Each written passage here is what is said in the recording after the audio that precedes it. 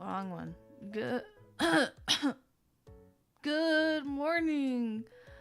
Oh, I'm so tired. I stood up until 1 a.m. finishing thumbnails that I didn't even get to record for the podcast. And now I'm so sad. And I was so happy. I was like, oh my god, I'm done. And then I looked at the time and I was like, oh my god, it's 1 a.m. Like, god dang it. Now I can't work on the podcast. I wanted to work on the podcast. Banger thumb. Oh my god. Sorry, I just woke up. So my throat is a bit dry. I left my water downstairs, so I'm waiting for my tea. Well, it should be done. Let me just take out the tea bag. Hold on, chat. Okay, let me...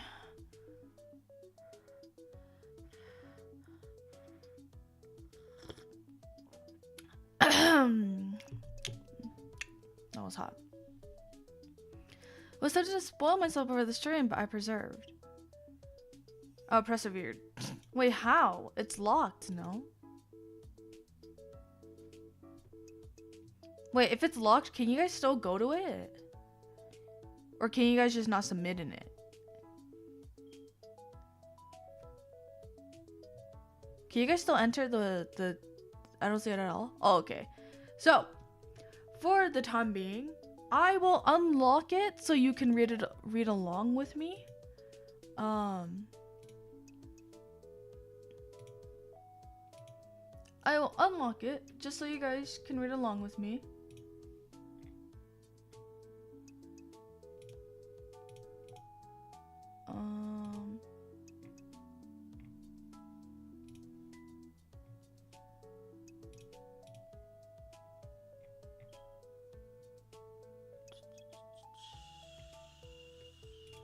Okay. I would show it on stream, but it's like some of them are really long. Some of them are really long. And I'm kind of lazy to click between, because some of you guys sent like pictures, like images, like screenshots in your notes, like Miss did and Vegas did and Mr. Bob did. Okay, Mist. Okay, it was 1 a.m. I wanted to go to sleep. as my eyes were slowly shutting and my mind was slowly going blank, she fucking messages me. Oh my god, I just submitted my fanfiction. And I'm like, dude, what? And she's like, yeah, I just submitted it. But, I had to delete it real quick.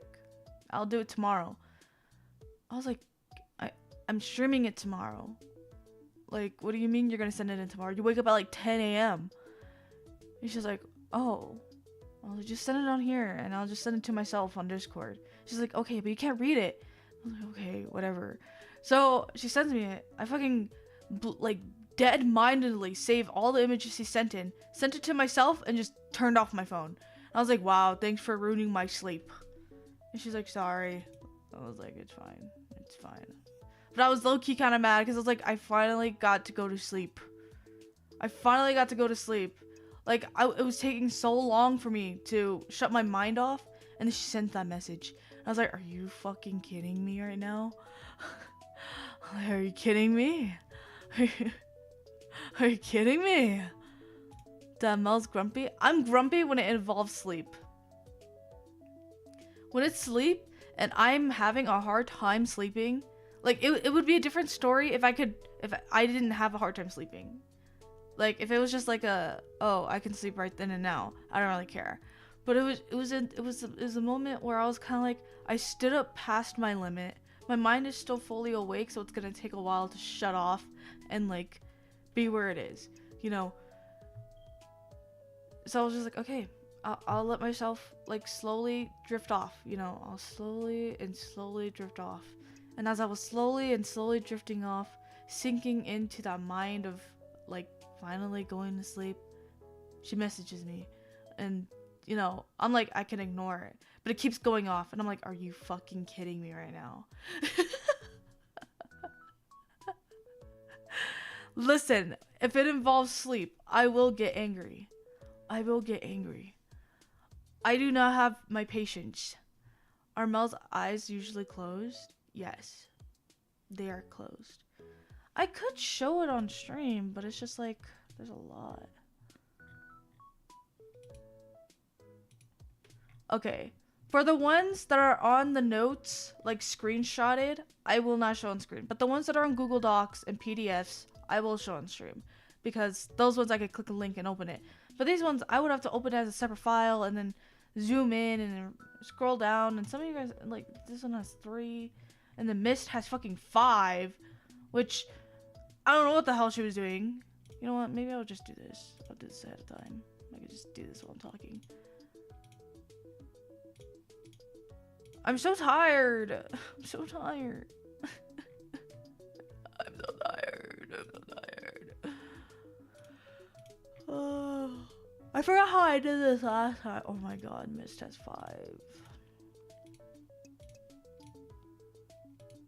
She said she said for me to not read over her. So if she has anything bad in here, it's not my fault. It's her fault. Because I gave her my trust and she fucking destroyed it. So I trusted her and she will break it. I trusted her. Drink a crap ton of coffee. I want to, but I have my tea. Miss sabotaging the stream? She is. She is, guys. Also, bless you. Did I sneeze? You gotta make a schedule. What do you mean? I did. I did. I sneezed twice? I did?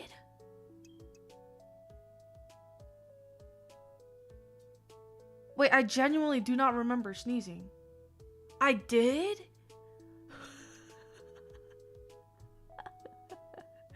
Also, are you okay? Yeah, I'm good. I just need to wake up a little. Just need to wake up a little, yo. It's okay. Listen, as long as those thumbnails are done, I'm happy, okay? I spent so long trying to figure out what I wanted for those thumbnails, and then they're finally... Wake up! Okay! Thank you so much for becoming a member again. Thank you. Oh my god, that reminds me of what I need to get done for my alerts. Can we get instant replay on that one, Ted? Who's Ted? Who's Ted? Sleep deprivation. Okay, I didn't pull an all-nighter. I stood up until 1 a.m. finishing thumbnails. Okay, mainly because I got demotivated and lost interest in actually wanting to get it done, even though I could get it done really fast. Oh, naked chat, naked chat, naked chat, naked chat. Okay, I'll read the ones that have images towards them. I'll read the ones with the images towards them. And when did you actually fall asleep? 2 a.m. I had to reset my cycle. This is unfair.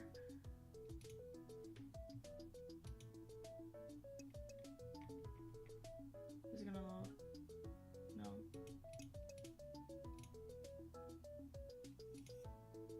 Okay, it's loaded. Okay. So, this one was written by, sorry. This one was written by Mr. Bob, which is, I think it was the day of my Minecraft stream. They'll hit me like a truck. Mel shows dominance. Oh my god. Okay, wake up, wake up.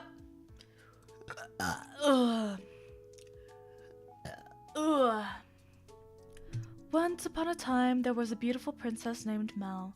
She was streaming Minecraft, building her house as a creeper came behind her and smacked her from behind with his big, meaty arms. Okay, I did not skim this one. As the creepers say, get your ass back in there.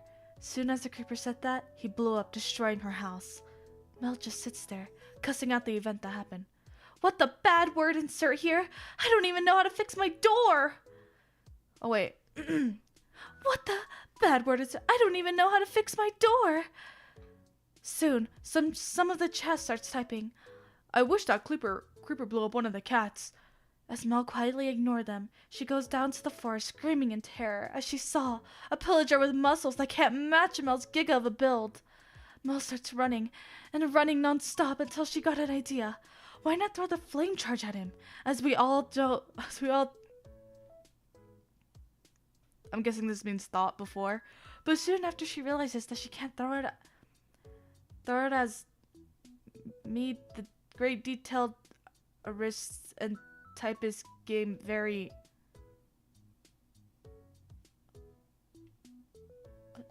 but as soon as she realizes that she can't throw it as me, the great detail artist and typist game very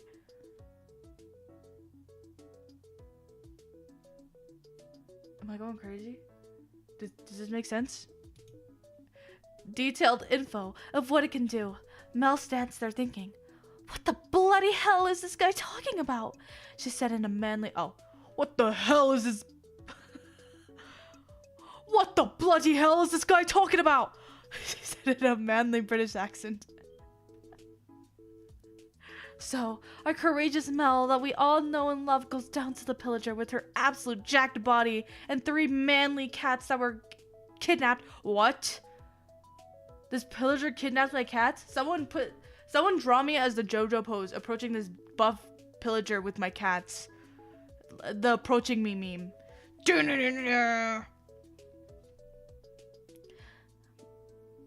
Absolutely destroying the guy. Sounds of glass breaking. I mean, you should have saw it. She went pow and pow. Amazing cartoon sound effects. After Mel finishes, she walks away with her cats. Cool explosion sound effects. She soon bumps into a beta male Steve, thinking he is all top shit, you know? So what this lad says is, ha! You beta female! He smirks like he did something right, but Mel stares him down with her ultimate alpha power as she burps elegantly, thus making beta male Steve bark like a parrot and oink like a dog, thus leaving her world. Soon Mel starts to fix her house, as Mr. Bob types, the tree! I am... After Mel... Wait, upstairs to fix her house as Mr. Bob types, "The tree! I'm pretty sure the creepers spawned on the tree!" As Mel doesn't see the comment, she proceeds to place torches on her house to prevent the creeper spawn. Soon after a few minutes, she stands proudly as she flexes with power as she cuts her stream. The end. Applause sounds, clapping loudly. This is my first time ever doing this, and I zoned out after the first few words. Bye, Mr. Bob, 1600. I mean, it's JoJo's, even the dogs are buff. Someone draw me JoJo-fied. All my art JoJo-fied. Wow. The first submission and the first one to go. What a wonderful fan fiction. You guys, what a wild fan fiction, to be exact. On to the next. This one was by Vegas, I think. Yeah. Let me make sure. I don't want to mess this up. Yes, it was. This one has no title. Warm, fuzzy light gently floats through the blinds, above the two figures stirring awake in bed. Mlem, despite her groggy state, refuses to take the warm and comforting sight for granted as she props herself up, sitting on the left side of the bed, her side. As Mlem sits in her cozy abode, zoning out after just woken up, a hoof gently lands on her shoulder as Rainbow Dash yawns. "Mlem, don't you want to sleep on your day off?" Rainbow Dash asks with a small mix of confusion and concern.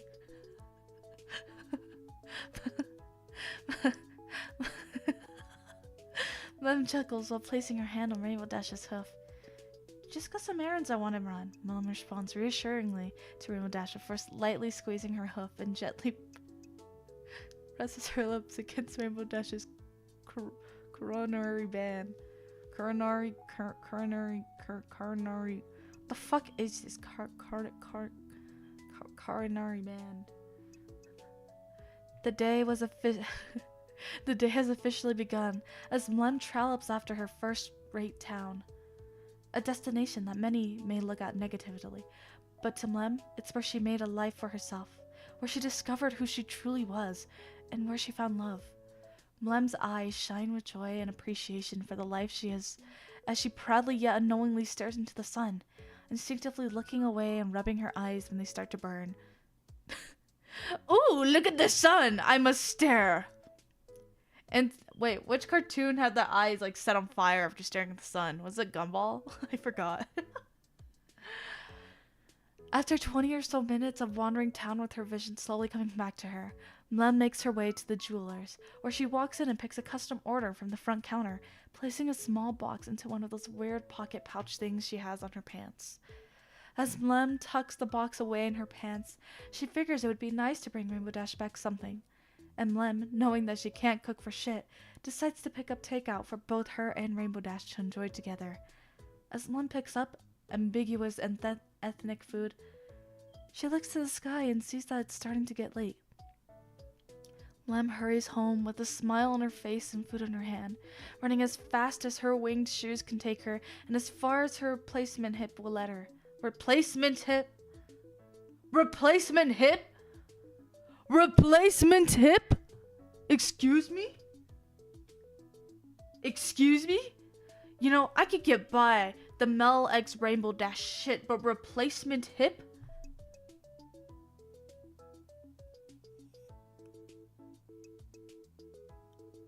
I'm gonna fight you. I'm gonna fight. Ugh.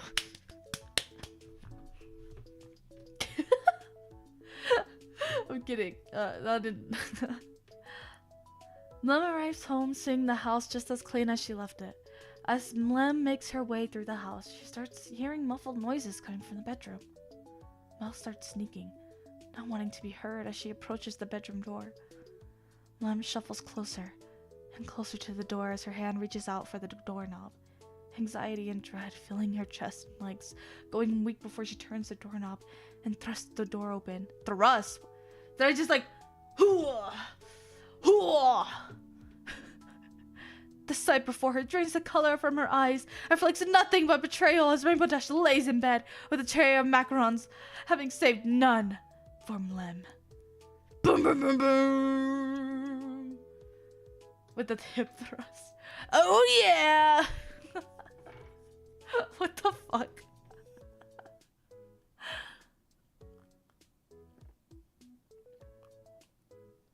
Well, that was, I mean, at least it didn't get weird like the AI, you know, at least it didn't get weird. Can you be with her still, even though she ate your macarons? No. You're lucky I didn't write actual. Oh my god. On to my sisters. Which, she's up now. She's brushing her teeth as I speak. So, she gets to hear me freak out. And I hope she hears me. I hope you can hear me. I'm reading your fanfiction now.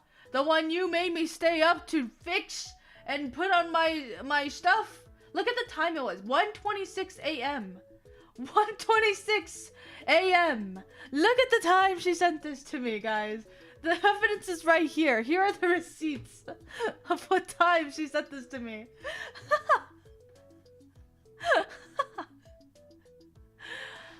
Oh. Okay. Force her to watch you reading it. She's probably just gonna pull it up. She didn't even crop it. I know, she didn't even crop it. She didn't even crop it. Kidding. ProbablyMelody is too lovable. Why does this sound like a different title? This sounds like a familiar title to something. Like a manga that we saw at the bookstore that we were. Speaking of which, before I continue, we entered this bookstore at the mall. They had a manga section, but the one I really wanted, I was willing to buy the full like Owl How to Ride. I was willing to buy it right then and there. They only had volume 5. They only had volume 5. All the other volumes were gone. All the other volumes were gone. And I was like, are you kidding me? Are you kidding me? Who in their right mind is reading Owl How to Ride still? Who's still getting these manga? Because I wanted it. I wanted it. Hold on, I need my chapstick. As soon as they plan to restock, you think I want to talk to people? I'm in the manga section of a bookstore. You think I want to talk to anyone? Sounds alive still? This mall was in the rich area, I would say, because all the stores did not pique interest to me. They all had bland ass clothes and bland ass shit that were overpriced. So it was in like the rich area of the place. It was sad. I found a couple things. They had like Japanese gacha stuff for $5. Expensive, I know. I got Cardcaptor Sakura's little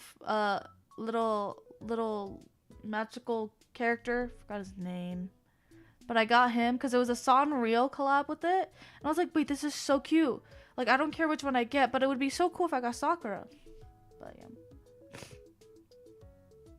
That was the only thing I got from there. You are goth. You're emo goth alt. Yeah, I like that style. Anyways. I just realized the Cardcaptor Sakura thing looks like your cat. Yeah, my beautiful blossoms. Look at him. Oh my god, am I Cardcaptor Sakura? Oh my god. I'm gonna do a tarot card reading. I'm gonna still miss tarot cards and pretend I know what I'm doing. Wait, that's actually a good stream. Hold on. Wait, that's actually a good idea. Hold on. Inaccurate tarot card readings for stream. That's actually pretty funny. I'm gonna do that. Goth model Mel model win whenever I get the money. Mel's really got a whole stream idea list. I do. I really do. Listen, when you're a content creator, you gotta keep up to date with this stuff. If you have an idea, you gotta write it down. You gotta write it down. Anyways, remind me to tell you guys a story at the end of stream. Remind me. Like, Mel, you said you're gonna tell us a Hot Topic story. Remember that for me. Thanks. Appreciate it. Stupid bug. Where'd you go? Where'd you go? Where'd you go, you little shit? Hot topic story? Why? Because I want to talk about it. I want to talk about it. Okay, here we go. Centuries from now, Mel has been turned into a sentient animatronic. They have decided to add this pink cat VTuber lady to FNAF glam rock group. She's a rock star now, just like she always wanted to be. Anyways, it was just after their show that a secret love would spark. Glamrock Freddy walks up to Glam Mel. He blushes. Way to go, superstar Mel. Mel in shock, nervous laughs. Oh, me? Why, thank you, Freddy. Want to come back to my room and eat some pizza with the rest of the crew, Mel? Mlem. Once you're done refreshing yourself, that is. Freddy awkwardly scratches the back. Oh, once you're done refreshing yourself, that is. Freddy awkwardly scratches the back of his head, trying to hide his nervousness. Sure. Mel responds cluelessly, like always. Great, see you then. Freddy skips away to his room. Mel finishes up cooling down and decides to go to Freddy's room. After a few minutes passes, she knocks on Freddy's room door. He quickly answers. Ah, Mel! So glad you can make it. Please, come in. Freddy smiles pleasantly and holds open the door for her. Of course, Freddy. Mel responds happily. While entering the room, Mel glanced around the room. No one else is here. What the hoo-hey? What the fuck? Mel quickly turns to look at Freddy when she hears him close his door. Freddy is looking at the door. Looking at the floor shyly. His toes dancing on the floor bashfully. Whoa, that was a weird burp. Okay, that was like an opening the door. Sorry. Mel looks him up and down, confused. You good, Freddy? Freddy looks at her in shock. What? Yeah. I'm so glad I don't have face cam. I'm like doing all the anime motion. I'm sure you've noticed when no one's here. Mel clasps her hands together. You know, I should delete this as I go. Eagerly. Yeah, I have. Is everyone late? I can't believe I beat those bozos. Freddy nervously. Yeah. Freddy whispers. Actually, no. Mel scrunches her eyebrows together. Huh? You wanted to speak to me alone? Freddy blushes and looks down at the floor again. Mel gasps. She places her hands over her mouth in shock. No! Is it because you're letting me... You're letting me of the band?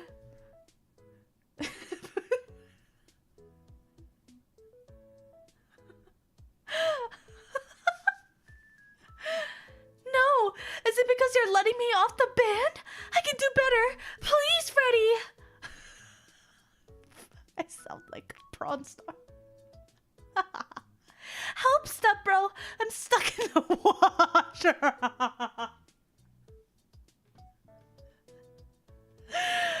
Freddy quickly looks at her in shock from that quick conclusion from her. Oh, no! No, Mel! That's not...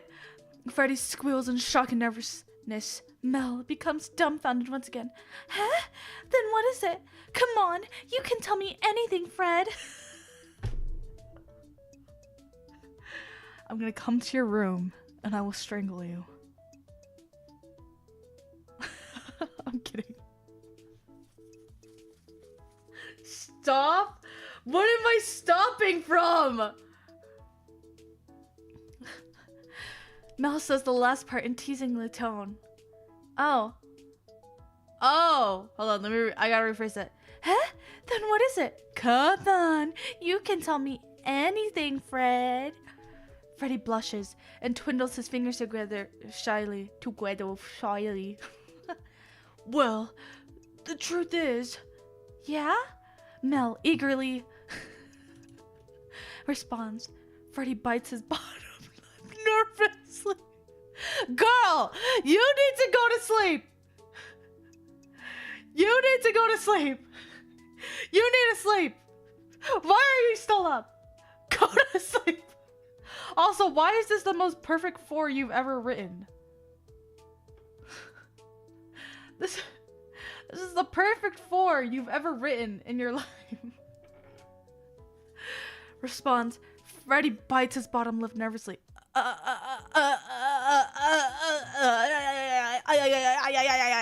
Spit it out, Freddy. Mel puts her hands on her hips. Oh, spit it out, Freddy. Cecily makes Freddy blurt out. Oh, I like you, Mel. Lem, you guys have accustomed me to say Lem. I've been crushing you since you joined the band. Please don't hate me. Freddy finally professes. Mel stands there in shock. Her eyes widened and her jaw dropped, literally, because her screws untightened. Mel, please say something. Let me just screw your jaw back on. Freddy looks at her disappointed from her reaction. He almost frowns. Mel blinks. She finally responds in a low voice. I can't believe it. You like me? Freddy looks away shyly and nods. Mel looks deeply into his ocean blue eyes.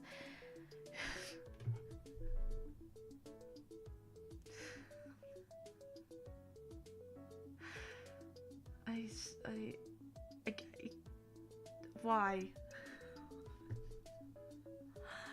What? Why? She pulls him in from his bow tie and puckers her lips. I'm gonna go to your room. And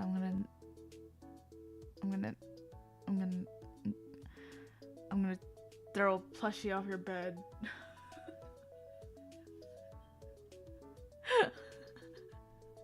Freddy, in shock, comes to the realization of what's going on and lets it happen. Their animatronic lips clashed into each other.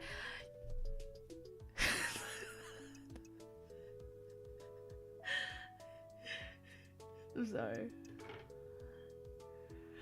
Kiss a tree in the last lesson? Yeah, you did. What is wrong with you?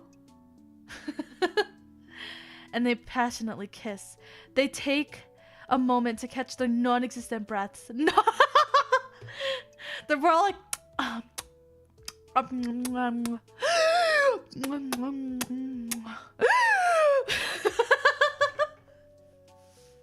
Mel, that was a superstar kiss. Freddy squeals blissfully. Thank God Lyric is not awake. I'm so glad Lyric's not awake. But am I gonna tell him about this later? I am. Mel smiles and thanks him.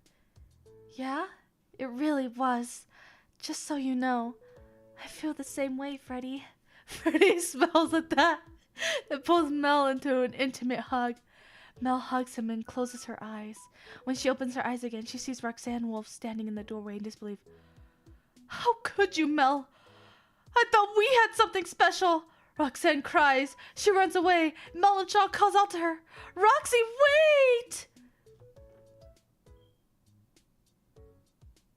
You made me cheat on Roxanne?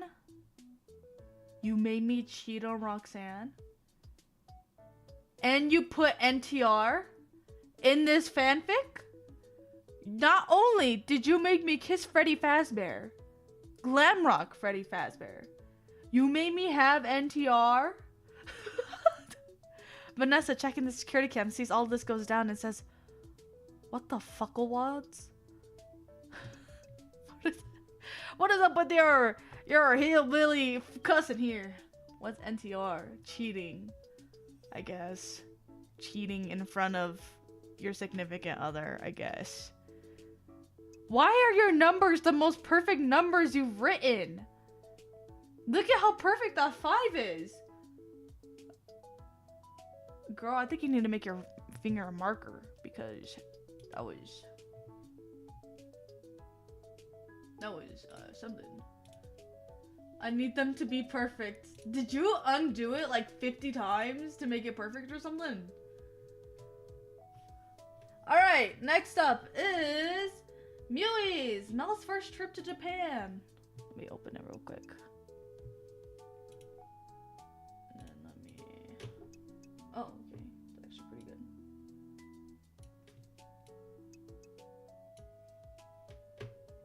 Okay.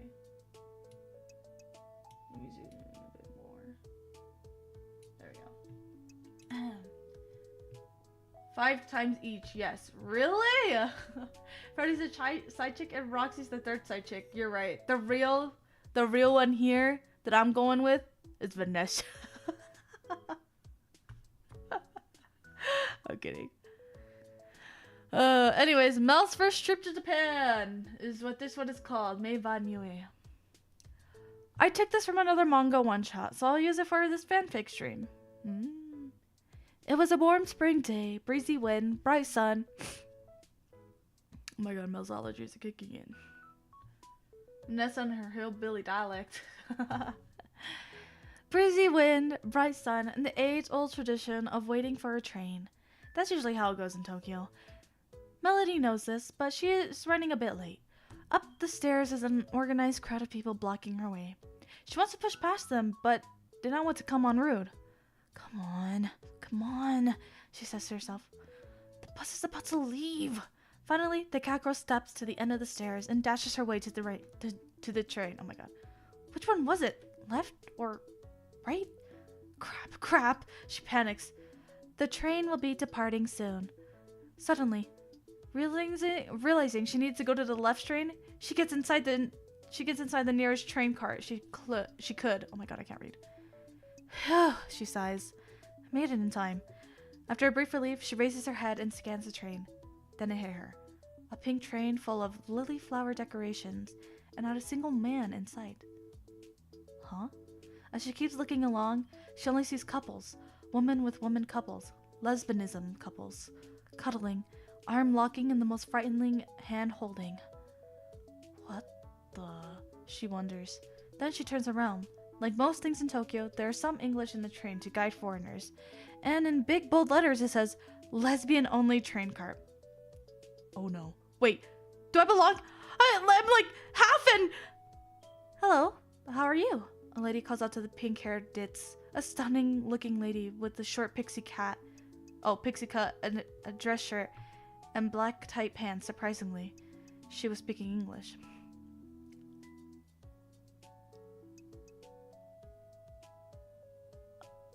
The fact you have to even add a reference is like, I gotta fix how I...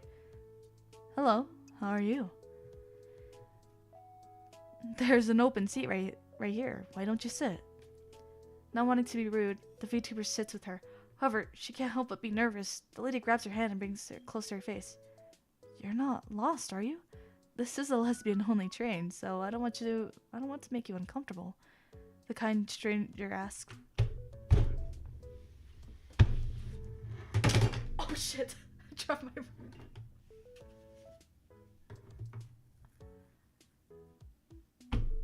I'm great. I'm fine. I'm okay. Don't worry, guys. I'm okay. I'm okay. I'm okay. Don't worry, guys. I'm bisexual, so I kinda am. She stutters. Oh, good. She places our protagonist's hand over her lips. A pretty lady like you makes my day shine much brighter.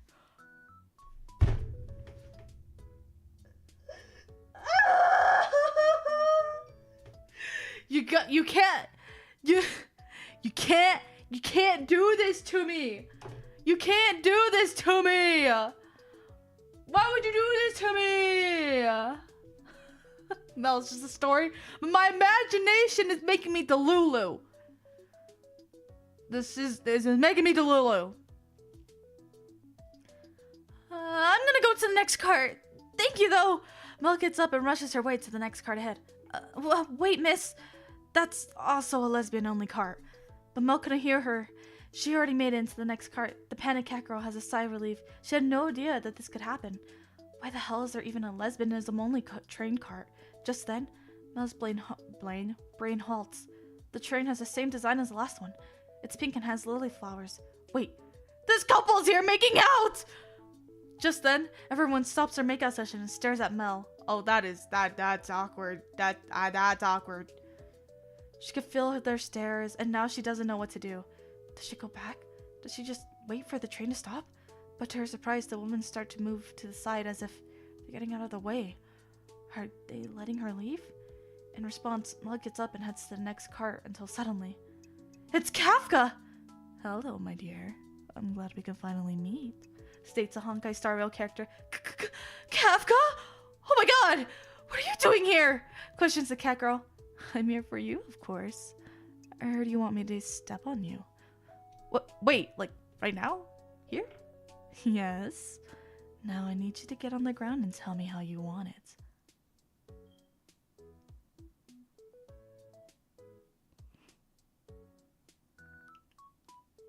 Suddenly, Mel wakes up from her...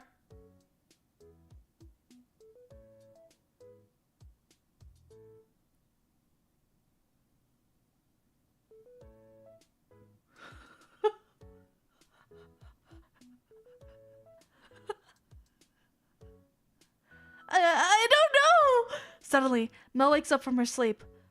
Oh my gosh. It was just a dream. The cat girl rolls to her side, but meets a warm, fleshy feeling.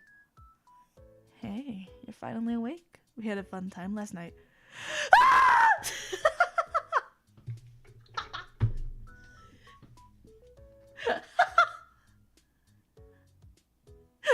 The end. And notes, the lesbian from the train car found herself a nice girlfriend. Mel could not beat the feet allegations. Hand-holding was done. Oh my god. Stop. Why would you can't just put me together like that. And the next one is also by Mui. Nothing's better than a midnight hot pocket. This one is horror comedy, is what they say. Banger after banger with these fanfics. You guys are crazy. I love this community. Better than the Freddy or Tree, right? Yes. A lot better. Thank you. Thank you. I have no idea why, but I just wanted to go out at night and get myself some Hot Pockets, trademark, at the middle of the night. It's our wonderful pink cat girl VTuber we all know and love. ProbablyMelody, aka Mel, also known as Mlem. She went to her local 24/7 supermarket to get some Hot Pockets, trademark, and decided to walk her way there instead of drive. Nothing's better than a midnight Hot Pocket, trademark. She said in the title of the fanfiction, so everyone got up and clapped.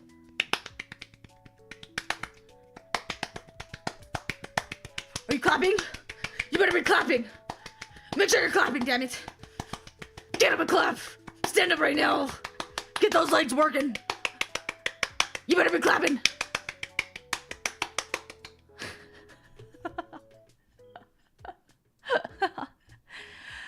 With her bag in her hand, she heads home to a wonderful pink room full of Hatsune Miku trademarks and Garfield. Why do I have Garfield? Because it says everyone stand up. Everyone got up and clapped. You gotta stand up and clap. It says that. Everyone got up and clapped. You have a Garfield plush. Oh. I totally forgot. He's kind of just been laying there on top of my little seal guy. Truly, taste belongs to one of the fine and exquisite tastes. Luckily, home is just a short 10-minute walk. The breeze of the night sky feels refreshing as it brushes against her skin. The dark and mysterious sky still displays a beautiful view that one can only appreciate for a few hours of the night. For each step she takes, it gets illuminated by the streetlights placed above the sidewalk. Her path is clear and her home is almost there. Just then, she heard a rustling. Mel. Huh? What? But no one appeared near her. Now spooked, the cat girl quickens her pace. You're beautiful. Who's there? She looks around, but again, does not see where the words are coming from. Is she imagining it? Has she finally become schizo? Have a wonderful afternoon wherever you are. Who's there? Huh? What? Mel screams, but someone who was outside their house heard her. She looks like they have no idea what she's talking about. As they give Mel a confused look, her anxiety starts to build up and Mel quickly dashes from sight. Just what is going on? Is someone following me? How did they know I'm a VTuber? Mel. This time, she doesn't acknowledge it. She starts sprinting to her house. There's just a few more minutes on the way. She will soon be safe. Her face starts to go on fire. Her heartbeat quickens. Hands sweaty, palms sweaty, mom spaghetti. And she is panting already. Just then, like the clumsy ditz we know she is, she trips on literally nothing. Actually, I would trip on my shoe, so it wasn't really nothing. ProbablyMelody. Who are you? What do you want? Her stalker now shows themselves. Mel can barely see his face, covered by a mask, the night hiding most of his features. That's what the mask is. Oh my god, wait, is Dream my stalker? The bad hip? You dropped your Hot Pockets trademark. What? She sees his hands. The 64 Hot Pockets trademark bulk box that she purchased earlier, looking down, grocery bag completely ripped open. How did she not notice? It's Mel. Hey, Hot Pocket, can you sponsor me? Oh, thank you. Maybe she shouldn't judge people from a bad first impression. He could have just been an awkward person, someone who didn't know how to talk to others. All he wanted to do was a good deed, even if it was a clumsy attempt. Ultimately, he could have stole her Hot Pockets trademark. She would have gone home Hot Pocketless trademark. He could have taken the Hot Pockets trademark at any time during this ordeal. Sometimes you can't just assume people by their worst intentions. The night was dark, so she couldn't have seen him easily.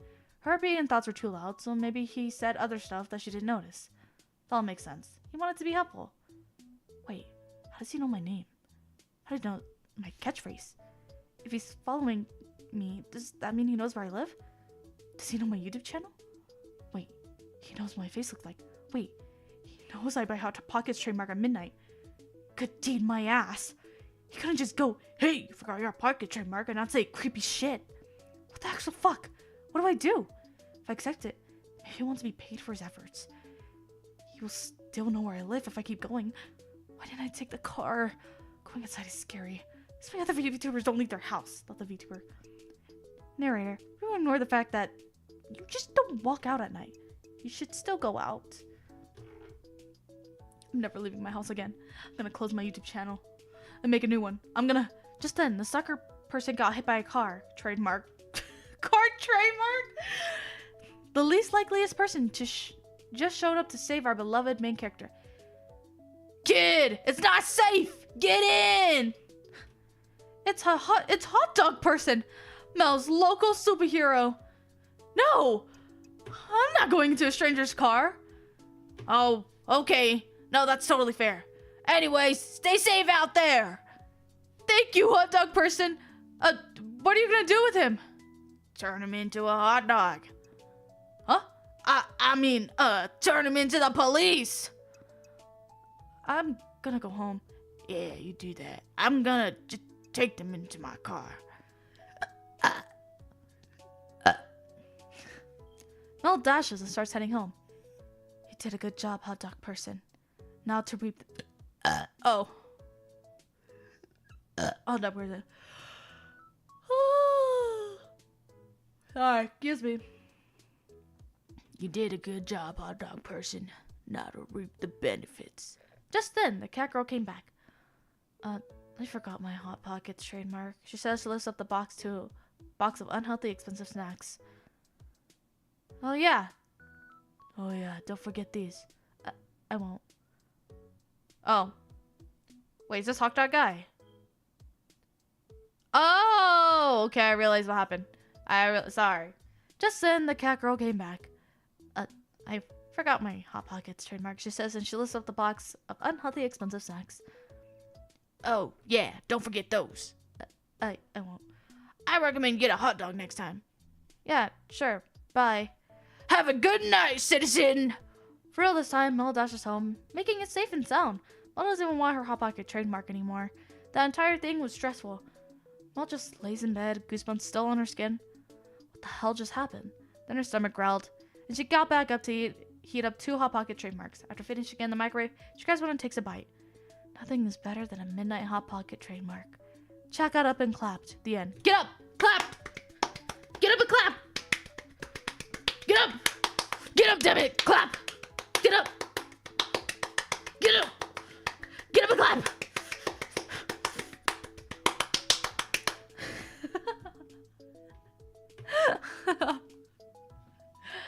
Whoa! What am I clapping? You're just clapping!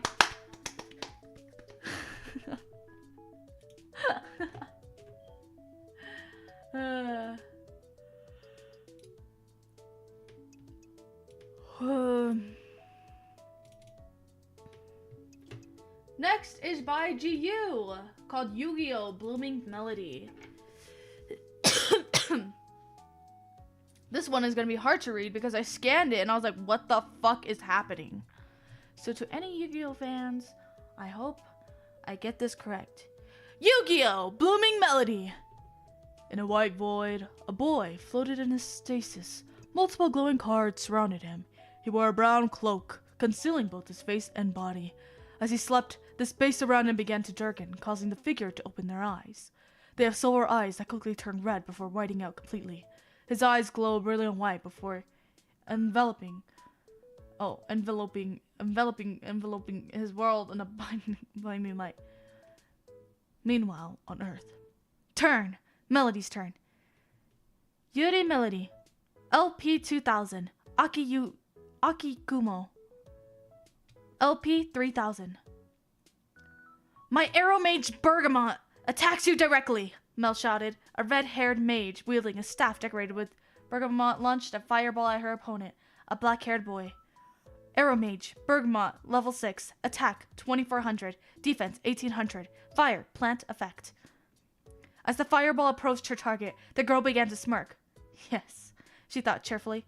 I'm finally going to win! Suddenly, a card on her opponent's field flipped up. I activate my trap card! Magic Cylinder! A pair of red cylinders magically appear, absorbing the fireball in the first one. Then, the second one released a set attack back, hitting Mel. Dirty Melody, LP 2000 to 0. Akikumo wins. What? No fair! Melody screamed. I was finally going to win! Tears formed in her eyes as she looked at her opponent. Sorry, Mel, Aki began. But you always must be wary of your opponent's back row. You never know what powerful spells and traps they could have. His duel disengaged, folding into its inactive state as he unloaded his deck. You're getting the hang of the game, though. You nearly beat me 3 times out of our 10 duels, he said, and trying to compliment her. However, only caused Mel to start crying. Yuri Melody, a 15-year-old girl. Her pink hair is long and wild, reaching almost her waist. She wears a coral jacket with a large cat-eared hood over a simple black long-sleeved shirt. Underneath, she wears a white shorts and pink leggings. Her shoes are coral-colored with pink hair and ribbons. She prefers to be called Mel. After calming down, Mel stored her dual disc in her backpack and looked over the cards in her hand during the last turn. Aramasarafi, Angelica, and Cauldron of the Old Man. Her friend examined her cards and explained that what she could have done. If you activated Cauldron of the Old Man, you could have gained 500 life points, and activated Bergamot's effect to gain 100 attack. 1,000 attack, and attack directly for game. Of course, my magic cylinder would have still beaten you. However, if you activated Angelica's effect and discarded her to target the rosemary in your graveyard, you would have gained 1800 LP and survived my trap returned your attack. When my trap returned your attack. How was I supposed to know that? She asked, irritated. Aki looked at her confused. By reading your cards, he said. I don't like reading. I don't like reading. I don't like reading. Sorry, I'm reading this so weird. Mel, does Mel even know Yu-Gi-Oh? No. I don't even know what's happening. I can't even imagine what's happening. Mel screamed in his face, causing Aki to stumble. Jeez. Jeez, I don't get why everyone likes this stupid card game. Why does it have to be so complicated? That's what every duelist and their grandma asks when they play Duel Monsters, Aki muttered. Unfortunately, Mel heard his snide remark and began storming off. Aki chased after her. Come on, Mel, he begged. I was just joking. We always joke about you acting like a grandma. Why blow up about it now? Mel sighed. It's just so stupid how Trenton's card game has such a huge impact on our society. I mean, literal wars were fought using these darn pieces of cardboard. The sacred cardboard, you mean? Aki said sheepishly, causing Mel to glare at him for interrupting her. What's so sacred about a childish game that mainly adults play? Sure, the art looks great and the lore seems interesting, but it's not like Genshin, Celestial Tracks. You don't get to explore different worlds or fight enemies while collecting treasures. You look at long texts and place them on the board, praying you'll win. It's just chess, but way, way, way more complicated. You're just mad that I beat you so much, without hardly breaking a sweat. While my spider deck doesn't seem threatening against your aroma deck, my extra deck contains some serious powerhouse. If you learn to use yours, you could definitely beat me. I wish I could, but you said you won't teach me how until I reduce your life points to 2,000, and I can't do that unless you let me. Mel shouted at Aki. Why can't I just summon and attack until I win? Isn't brute force a viable strat? Aki only sighed at her strategy and continued walking. We'll have another duel next weekend, he said, and don't forget to study for the test tomorrow. Aki headed in the opposite direction after dropping her off at the neighborhood. As Mel walked home, she saw little kids dueling, witnessing their combo's mastery of the game. Mel could only stare enviously as she passed by. Even little kids are better than duelists than me, she thought sadly. If only I had half their skill. As she turned the corner to her home, a tall figure ran into her, knocking her down. Ouch! Hey, watch where you're going! They offered her a hand. I sound so aggressive. Hey, watch where you're going! They offered her a hand, which she reluctantly accepted. She noticed how suspiciously they were dressed, a long dark trench coat and a black face, gloves, and cap. What are you? A gumshoe? Suddenly, they pulled out a sizable object. Please, the mysterious person asked. They had a surprisingly high oh. Please, I need you to take this. Mel quickly looked over at the item. It was a golden book. It appeared ancient and foreign, decorated in bizarre symbols on the spine and cover. A symbol of an eye was placed directly in the middle. Mel began, why are you giving me this book? Instead of answering, the mysterious woman looked back, clearly distressed. Just hide it, please, she begged. I'll find you and explain later. Just, please, do not open that tomb. Tomb? Well, that's a fancy way to refer to a book. Before she could ask any more questions, shouting and footsteps were heard coming from the woman's head. She's been spotted over here, a deep voice shouted. Find her or retrieve the tomb! Tomb, another said. The mysterious woman shoved the ancient book into Mel's backpack before pushing her into the bushes. Ouch! She cried. Her cry caught the two men's attention. Found her! One said as they began charging forward. The mysterious woman sprinted away, staring at the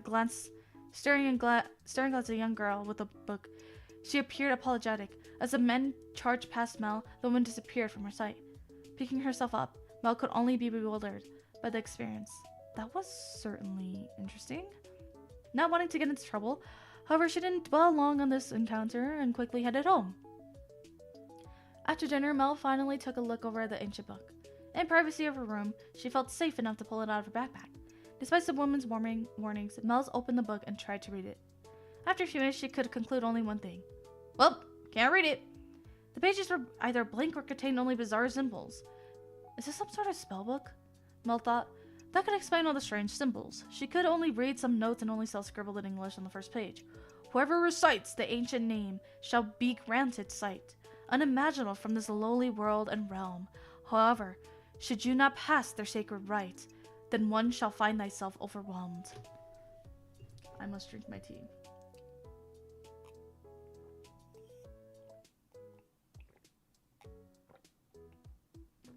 This feels like Gio's attempt to get Mel interested in Yu-Gi-Oh! Probably. So many pages. You're usually aggressive though. Am I?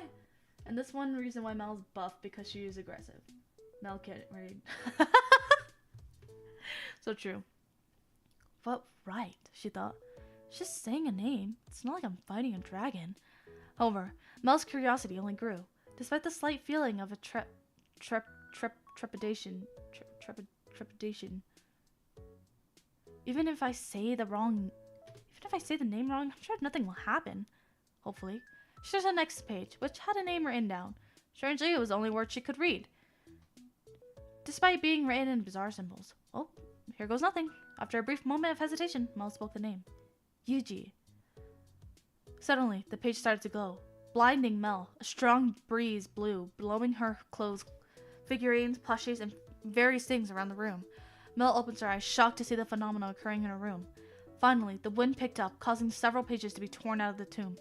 Oh no, Mel screamed, barely heard over the ferocity of the wind. The pages began to pile up, forming a shape. Before long, they seemed to take the shape of a person. Amazed by what she sees, she can only stare in awe. The paper figure seemed to be staring back at her. When Mel reaches out to touch it, it suddenly grabs her wrist. A masculine voice said, it deemed devoid of any emotion.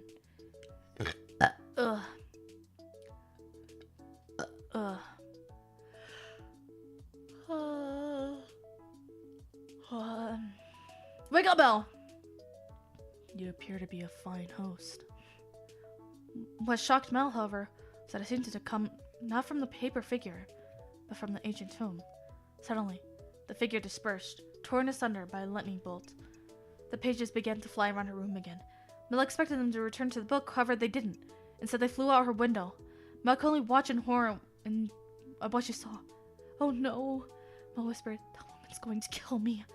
As Mel panicked over what to do, the book remained on her desk. Only the first 2 pages remained, and another depicting a wolf surrounded by lightning. The following morning, Mel could only quiver in fear. How many pages are there, by the way? Oh my god! Oh my god! There's 27... GU! My god! The following morning, Mel could only quiver in fear and sag in exhaustion. Not only was she worried about running into mysterious women, but she learned that their test would be over summoning methods. Just kill me now, she screamed internally. After last night, she could hardly catch a wink of sleep. The idea of studying hadn't crossed her mind. She was in such a rush after oversleeping that she forgot the book in the back in her backpack. Hopefully, Mom and everybody else will think about reading it, and that woman doesn't remember what I look like. As she yawned, she looked over at Aki and his friends. They were talking about the duel monsters. They were obviously prepared for this stupid test, she thought. I'm only in this dumb class because we're all forced to be. As the teacher walked in, sitting nearly at the start of class, Mel could barely stay awake. The test was passed out, and the teacher gave them until the end of class to complete it. For Yuri, it will be a miracle if she finishes... For Yuri, it'll be a miracle if she finishes on time, a female student whispered, causing her friends to laugh. Mel could only sigh in frustration. It's not like they're wrong, Mel thought glumly. Although the dual course wasn't necessary to pass, it was suggested that all students at the school take at least one class, meaning it was technically mandatory. Even if you were to fail all the tests, you wouldn't be given a grade for dueling. Dueling 1, I'm guessing? My allergies. It was only if you began taking dueling 2 or above that grade started to matter. Fortunately for Mel, she still faced humiliation for her awful dueling skills. Looking at the first question, Mel was already considering to give up. To ritual summon a level 7 monster, what conditions must be met? Well, because I've already failed, Mel thought. I know you need the ritual monster in your hand, but what else?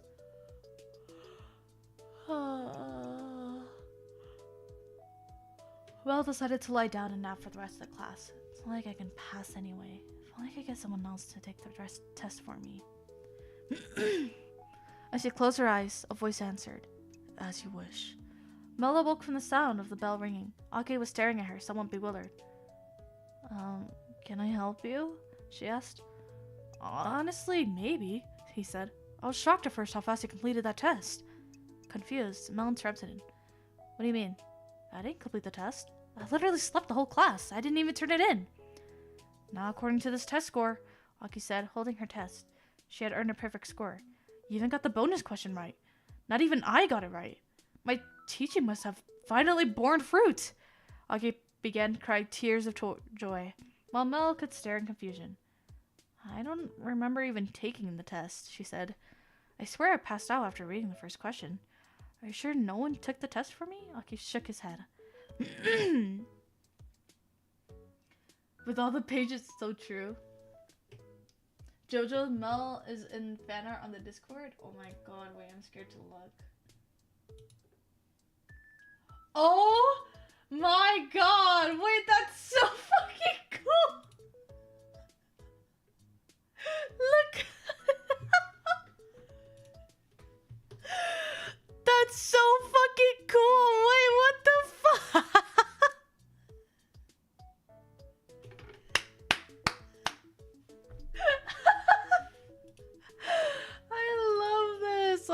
my god. I love this so much.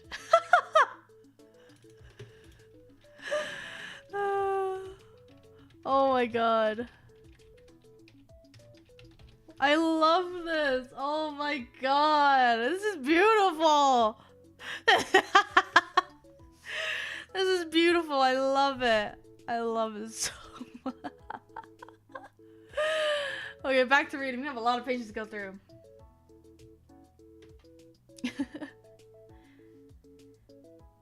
You seriously began writing at insane speeds, answering question after question. It was almost like you were possessed.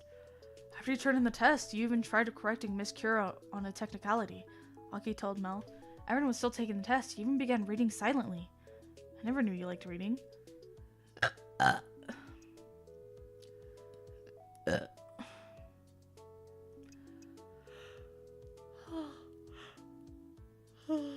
Oh my god. Wake up!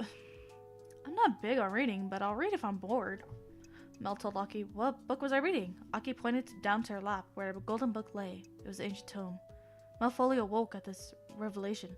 She began to observe the book, making sure she wasn't seeing an hallucination. It really was the ancient tome. But how? She asked, internally. I know without a doubt that I left it at home on my desk. Why is it here in my lap? Mel couldn't think for long after Aki pulling her along. Whatever stuttering you did must have worked. I can't wait to duel you during the practical exam, Mel groaned. Just kill me now. Mel was horrified. Just my luck, she thought. Why did I have to get her?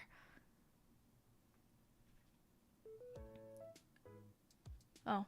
Mel was horrified. Just my luck, she thought. Why did I have to get her? Her opponent for the practical exam was Dar, one of the strongest duelists in school, and one of her biggest bullies. Soft as she often laughed out loud whenever Mel lost or made a bad play. Dar wore a purple hair down and had a mischievous grin. Let's have a fun duel, okay? Despite her large purple eyes looking friendly, they had only held malice now. Befitting for her status, Mel could see why she was called the Evil Queen. Well, let's get it over with, Mel thought. While activating her duel disc, however, an error popped up when she tried inserting her deck. She tried to load her deck in each time, failing. After some attempt, she learned that what was wrong. Her deck did not contain 40 plus cards. Looking over her deck, she counted each individual card.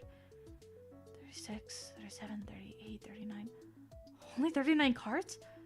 Where's my Cauldron of Old Man? She began rifling through her pockets and deck. She could not find the missing card. Hurry up! Dar yelled, growing increasingly impatient. Despite knowing she would win easily, she would not rather not waste more than 10 minutes. Dueling against someone she thought was inferior. Sorry! 1 sec, please! Mel pleaded. Despite being reluctant to duel Dar, Mel knew it would be easier just to go with the flow. She ran into her backpack on the sideline. As she approached her bag, she noticed a glow. Opening her backpack, she found an ancient tome glowing. Unlike last time, the light was not blinking. She opened it. Turning to the glowing page, she found what bewildered her. Oh my god. The page depicted a wolf in a thunderstorm now appeared clearer. Before, she could only see bizarre symbols that filled the book. Now she saw the symbols formed in a picture. Wolf and thunderclouds. Along this, a card mysteriously laying next to it. Thunderclap Skywolf, level 7. Attack, 2500. Defense, 2000. Light, thunder, effect. When did I get this card? She asked. And why does it strangely resemble this drawing here? I'm still waiting, Dar yelled. Panicking, Mel quickly shoved the card into her deck and locked it into her deck slot. Sorry! I'm ready. Dar rolled her eyes. Ready to lose, obviously. Breathing in, Mel prepared herself. Duel! It's time to duel!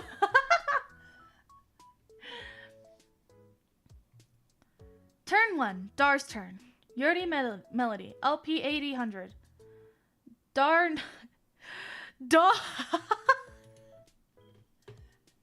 Why is Yar...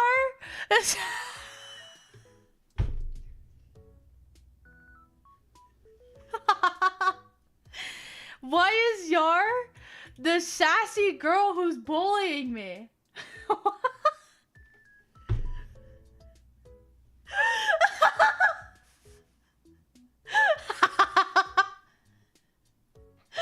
Dar Navrak. LP 8000. It's because Yar hates you. So true. Can't believe it, guys. Both duelists drew their 5 cards. Wait.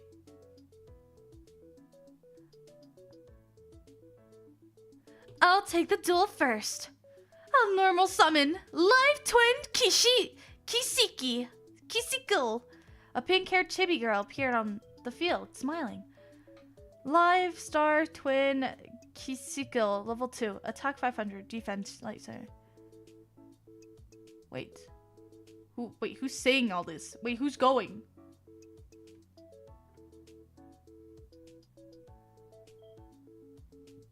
Wait, who's going? Is it me now?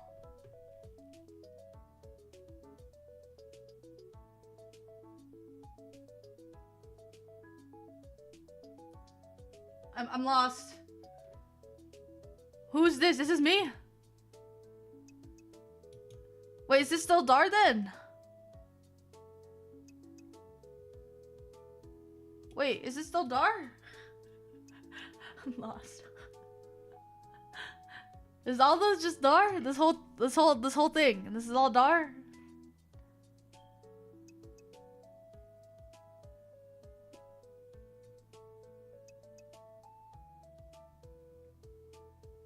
Are these all Dar?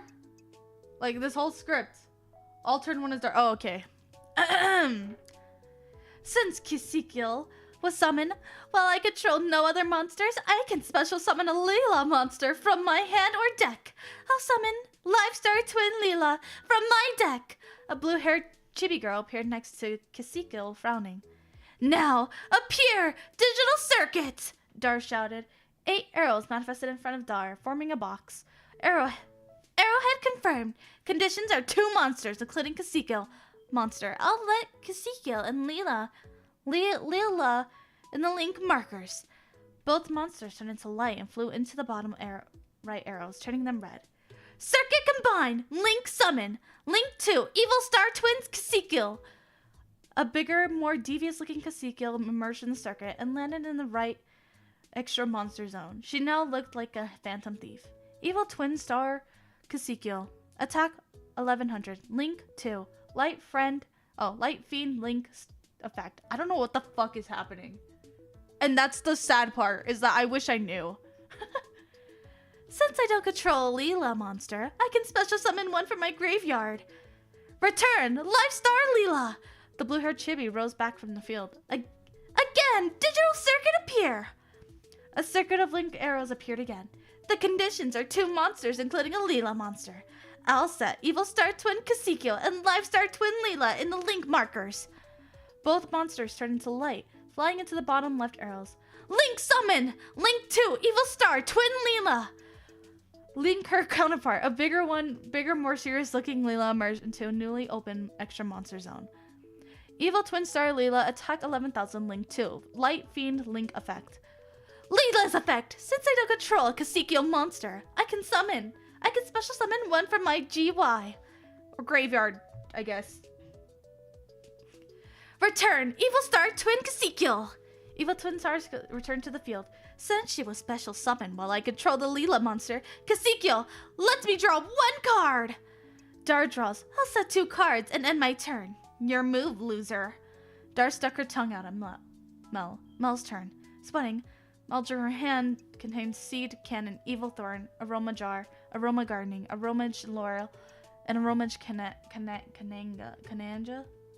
Okay, I have aroma jar which can't be destroyed by battle after being flipped face up, and I'll gain 500 LP at the end of every turn. I'll set it and end my turn. Mel thought, somewhat satisfied with her plan. Before she could play, a card however suddenly froze. Voice began thinking to her. If that's all you can think, then let me take over, the voice said. The same voice that spoke to her last night. Looking around to search for the voice's source. Did you hear that? Mel asked her. Hear what? The sound of your brain clogging? Dara replied snarkily. Ignoring Dar's response, she continued searching for the voice. Where are you? She thought, becoming shocked in her response. I'm right here. Suddenly, a bright light enveloped her, blinding her, opening her eyes. Mel was shocked to see a cloaked figure. What's even more shocked was the fact that he was transparent and floating. Underneath wore a gray robe that came from the bygone era. His hood obscured his face. Mel could see that he had silver eyes. Who are you? The boy sighed, clearly annoyed. Have you forgotten? He asked. You said my name, silly child. I heeded your call. Although annoyed at being a silly child, Mel realized who the boy was. You're Yuji. Your name was written in the book. That book is no ordinary object. It is known as a Millennium Tome, a lost sacred relic. The spirit was known as Yuji, as said. It was once known to contain the secrets of forming magical artifacts with dark magic. He summoned the ancient tome, but now is simply the home to dual spirits, or at least it was. The spirit appeared dismayed at many missing pages. Mel could only stare dumbfoundedly. Wait, dual monsters were contained in that book? And also, that's where the millennial items originated from? Do you know how many lives had to be sacrificed to make those things? I am aware, Yuji said. Luckily, Pharaoh Seto entrusted this tome to me. He had me destroy the means of forging those dark relics. To further prevent the misuse of this relic, I sealed my spirit into the tome, along with my servants. He looked disapprovingly at Mel, but now it seemed to only bind me to you. Although I found an appropriate host, I'm quite peeved that you have lost all but one of the pages. And worse, you seem to lack dueling spirit I possess. Well, yeah, because I don't like to duel. Mel admitted to you. I'm only doing it because it's kind of mandatory. It's not for a grade or anything, but the principal still forces us to take dueling 1. Also, Dar, are you seeing this? She turned to look at Dar, only to find that girl stood frozen. Strangely, even time seemed to have stopped completely. What's going on? Spirit ignored Mel entirely, more interested in her hand. This hand is acceptable. He said, I'll take it from here. Take what from here? Mel asked the spirit. Instead of answering the questions, the spirit turned into a ball of light and flew into Mel, causing Mel to fall onto one knee and time to continue flowing. Loser eye? Losery? Oh. What's the matter, Losery? Afraid of losing? Dar asked Mel mockingly. Whatever happened, Mel could only conclude that it only affected her. Well, that was weird. Let's just forfeit. I'm not in the mood to deal with this. As Mel reached down to place her hand on her deck, a duelist gesture was surrendering. She was surprised to see that her duel disc was missing, along with her starting hand. Afraid? No, just calculating the best approach to this and the path to victory. Oh, afraid? No, just calculating the best approach to this and the path to victory. Mel was shocked to hear her voice say that, but even more shocked that she hadn't said that. She looked to her side, grasping at what she saw. Not only was she looking at herself, but her eyes were silver instead of their usual pink. She also appeared much more confident. Only one thing crossed her mind. What the heck is going on? I will activate the continuous spell, Seed Cannon. A large plant that resembled a ballistic cannon sprouted onto the field. Each time a plant-type monster is summoned, it gains a plant counter. I then normal summon Evil Thorn, a small plant with a shriveled pink flower, and a purple thorny fruit appeared on the field. Evil Thorn level 1, attack 100, defense 300. Dark plant effect. Seed Cannon then gains 1 plant counter. Seed Cannon plant counter 0 to 1, max 5. Next, I will contribute Evil Thorn to inflict 300 damage to you. The small plant exploded and several thorns hit Dar, causing her to flinch. Dar, LP 8,000 to 77,000. Then, I can special summon up to 2 Evil Thorns from my deck in attack position, but their effects cannot be activated. 2 more Evil Thorns appeared on the field. Seed Cannon gains another plant counter. Seed Cannon plant counter 1 to 2, max 5. Next, manifest my link circuit. You're trying to link summon? Don't make me laugh, Dar mocked her. You've never been able to even ritual summon. How could you possibly link summon? To her surprise, however, the link circuit appeared before Mel. What? When did you learn how to link summon? I simply read the conditions for summoning. Now, the conditions are 2 plant monsters. I set both Evil Thorns into the link markers. Both monsters turn into light, flying into the bottom left and bottom right arrows. Circuit combine! Link summon! Arise! Link to Erasmarafi. What the fuck? Erasmarafi Jasmine. A white-haired girl appeared on the left extra monster zone. She wielded a staff and contained Jasmine and had wings. Erasmar...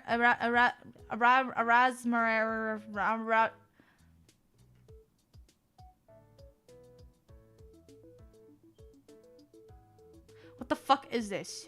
Aromasarafi. Whatever, Jasmine! Attack 1800, Link 2. Light plant, Link effect. And Seed Cannon gets another plant counter. Seed Cannon, plant counter 2 to 3. Now, since I have more LP than you, I can special summon Arrow Mage Laurel. A blonde mage in green and black appears next to Jasmine's bottom right arrow. He held a staff composed of bay arrows behind him. Arrow Mage Laurel, level 1. Attack 800, defense 0. Wind plant effect. Seed Cannon gains its 4th plant counter. Seed Cannon, plant 3 to 4, max 5. I activate Jasmine's effect.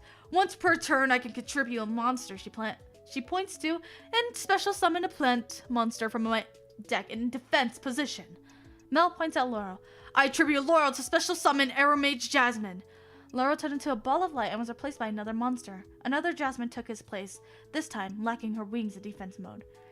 Arrow Mage Jasmine, level 2, attack 100, defense 1900. Seed Cannon plants counter 4 to 5, max 5. Arrow Mage Laurel's effect, since it was sent to GY, I can gain 500 LP. Mel's body is enveloped in green light. Yuri Mel, LP, 800 to 8500. Since I gain LP, both Jasmine's effect activate. I chain Arrow Mage Jasmine's effect to Arrow Master Jasmine. A chain link 2. In order of effects, Arrow Mage Jasmine's effect occurred first, letting Mel draw a card. They drew Blessed Wings next. Jasmine let Mel add a plant monster to their hand. They chose to add Arrow Mage Marjoram. Since it's already 5 plant counters, I send Seed Cannon to GY. And for the plant counter, it had, you take 500 points of damage. Dark gasped. With 5 plant counters, you lost 25,000. 2,500 LP. The plant counter fired. The plant cannon fired 5 seed like bullets at the purple-haired girl, dealing massive damage. Dar Nabrok, LP 7700 to 5200. I activate continuous spell, Aroma Gardening. Vera flowers plant sprouted onto the field. Next, while I have more LP than you, I can normal summon a plant monster in addition to my normal summon, thanks to Arrow Mage Jasmine's effects. I summon Arrow Mage Kananga. What are these names? Also had a blonde hair and wore brown and green instead. They also wore glasses and a white hat. His staff remained on his back, covered in Kananga plants. Arrow Mage Kananga, level 3, attack 1400, defense 1000. Earth plant effect. Since I summon an Aroma monster, I gain 1000 LP. Mel's body glowed green again. Yuri Mel, 8500 to 9500. Since I gain LP, Kananga's effects activates. I can target and return 1 spell or trap my opponent's control back to their hand. I'll target 1 in the middle. Dar frowned, picking up her card. And while I have more LP, Kananga reduces attack of all your monsters by 500. Kananga began chanting, causing Dar's monsters to become weaker. Evil Star Twin Kasekiel, attack 1100 to 600. Evil Star Twin Leela, attack 1100 to 600. I'll enter the battle phase. I attack Kasekiel with Kananga. The blonde mage used their staff to summon vines to capture the pink-haired Elfiend. However, Dar smiled deviously. During the damage step, Dar began, I'll activate my Sprite Gamma Burst. All my level 2 monsters currently gain 1400 attack/defense until the end of this turn. Both Kasekiel and Leela's become enveloped in fury blue energy. Attack 1600 to 2000. Attack 1600 to 2000. Kananga's vines wrapped around Kasekiel's wrists briefly, but the fiend quickly broke free and jumped the mage, crushing them into her heels. Yuri Melody, LP 9500 to 8900. You may have gotten a slight advantage, Darky began to boast, but you're still leagues away from beating me. The mean-spirited girl began to chuckle, but stopped once Kasiko returned to her side. Although injured, Kananga was not destroyed. What? How is that possible? That weakling should have crushed under Kasiko's heel! Mel smirked. Well, I have more LP than my opponent. Jasmine protects my plant monster she points from being destroyed by battle. Kananga stood back, while the rest of Jasmine looked ready to attack. Since my monsters are not strong enough to destroy yours, I'll be going to main phase 2. Mel placed blessed wings face down on their spell and trap zones. I set my card to end my turn. Dar's turn. LP 8900 Akikumo. Wait, what? Wait, huh? Was this a mistake?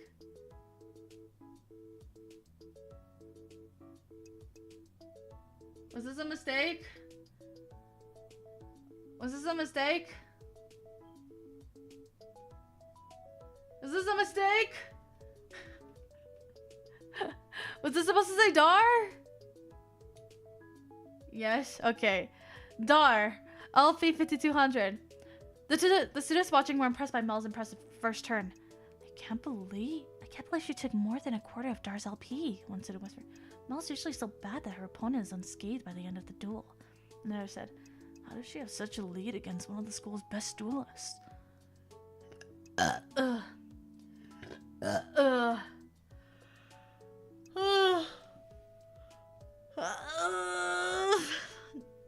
Damn. Okay. Aki, meanwhile, finished his duel was shocked by Mel's sudden skill level change. She couldn't even ritual summon before this duel, he thought. But now she can link summon? What happened after yesterday? Wow, Monk said, I didn't know my deck could do that. He wiped out over a quarter of her LP on his first turn. I'll give you this. You caught me off guard. Dar began while drawing. But it's time to quit going easy. Appear! Digital circuit! The link circuit manifested in front of her. Arrowhead confirmed. The conditions are 2 or more monsters, including Evil Star Twin Monster. I'll set both Evil Star Twin Kasiko and Evil Twin Star Leela in the link markers. Kasiko laughed while Leela sighed before turning into balls of light. In case you didn't know, losery, a link monster's link rating lets them act as that many materials for a link summon. Well, I'll show you this now. Kasiko and Leela split up, filling the top left, bottom, and right link arrows. Stun the crowd with your dazzling fashion. Link summon, link 4. Evil Star Twins Trouble Sunny. 2 girls of varying heights appeared, blending in an extra monster zone. The taller girl had dark skin and wore a black dress. Her hair was white with green highlights. The shorter girl with light skin wore a white dress and sunglasses. She wore blonde and green hair and spiraling pigtails. Eva Star Twins Trouble Sunny. Attack 3300. Link 4. Light Fiend Light Link Effect. Dar's new monster stood proud for a moment before being surrounded by a red glow. Arrow Mage Kananga lowers your monster's attack. Mel said. Evil Twin Stars Trouble Sunny. Attack 3300 to 2800. Wait.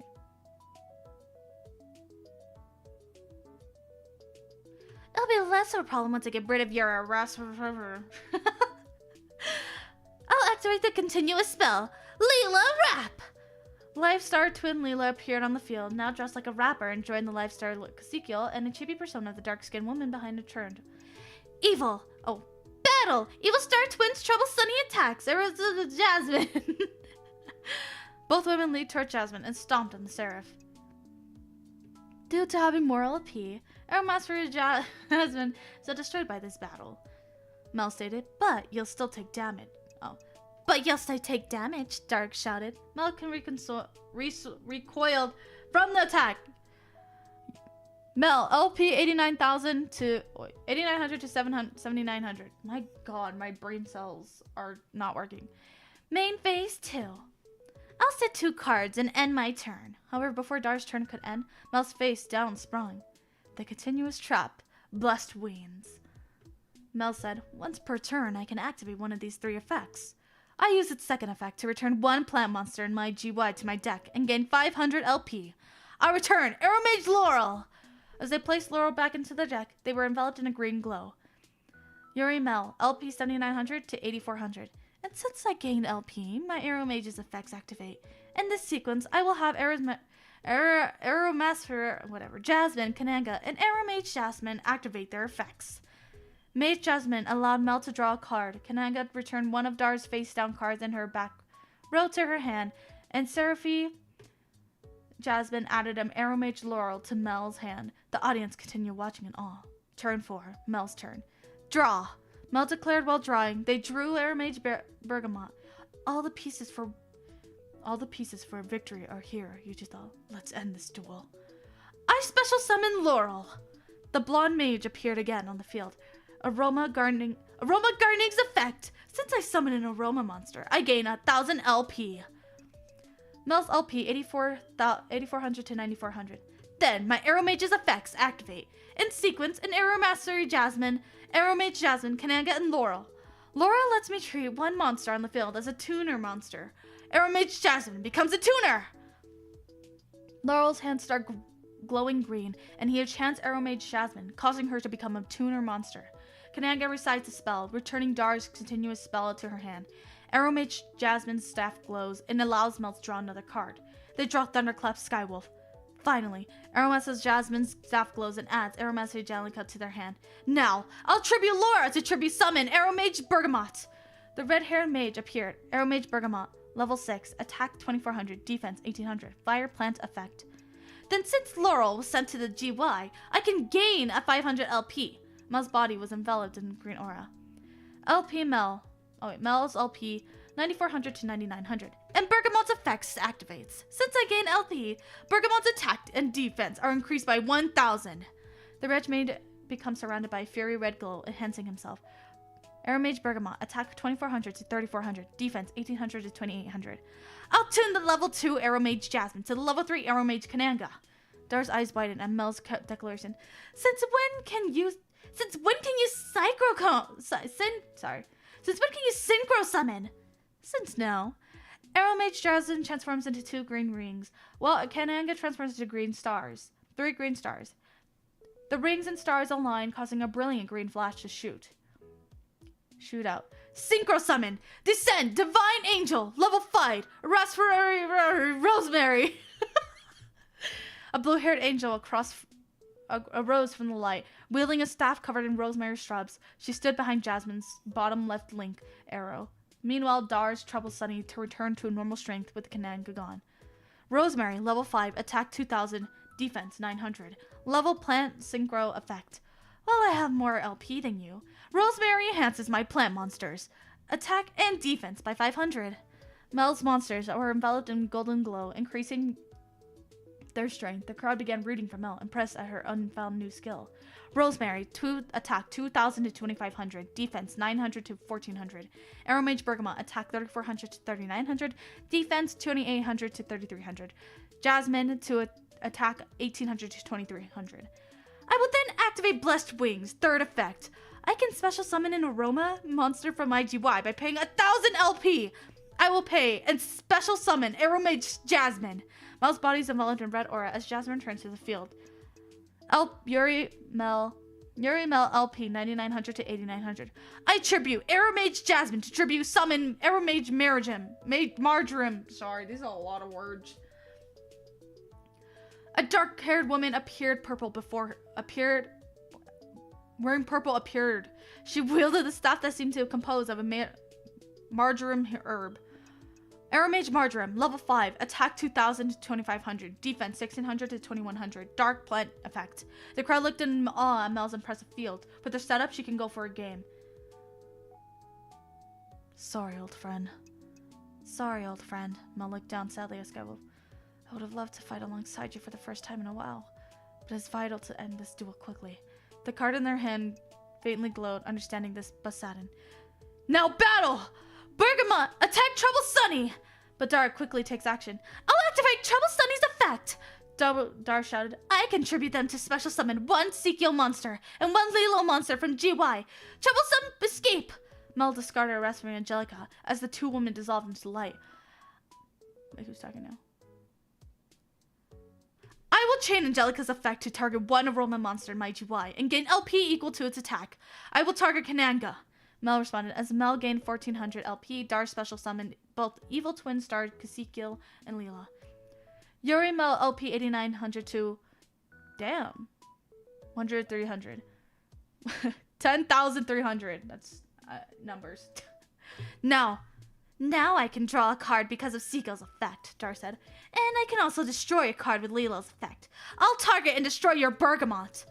After drawing, Dar waited a little to destroy the red-aired mage. However, nothing happened. She glared at her monster, shocked to see her entangled in Rosemary's shrub. When I gain LP, Rosemary's effects allow me to target and negate the effect of a face-up card you control. I chose to negate your Leela's card, so Leela's effects on my cards cannot be destroyed.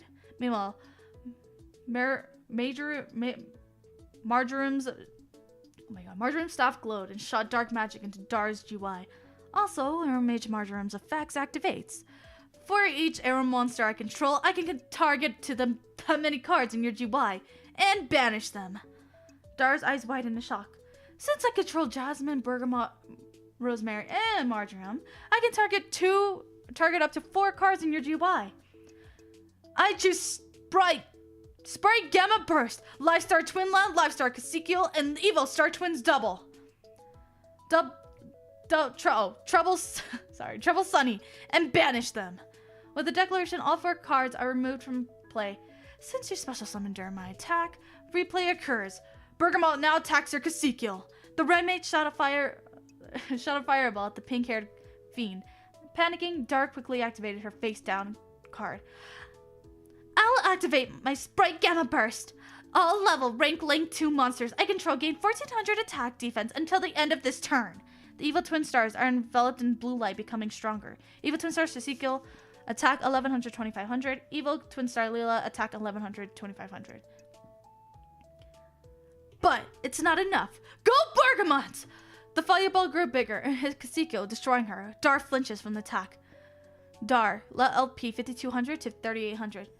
Next, Arrow Mage Marjoram attacks her Leela. The dark-haired mage fires a dark magic sphere at the blue-haired fiend, destroying her. While both Marjoram and Leela had the same attack, Marjoram stood in Jasmine's bottom right link arrow, granting her Jasmine's protection. Now, you're wide open. Attack directly, Jasmine and Rosemary! Both Sarahs brought their staffs together, preparing a large attack that would wipe out the remainder of Dar's LP as they charged their attack. Dar could only stare in shock. How could I possibly lose? Dar thought. To her of all people? This can't be happening!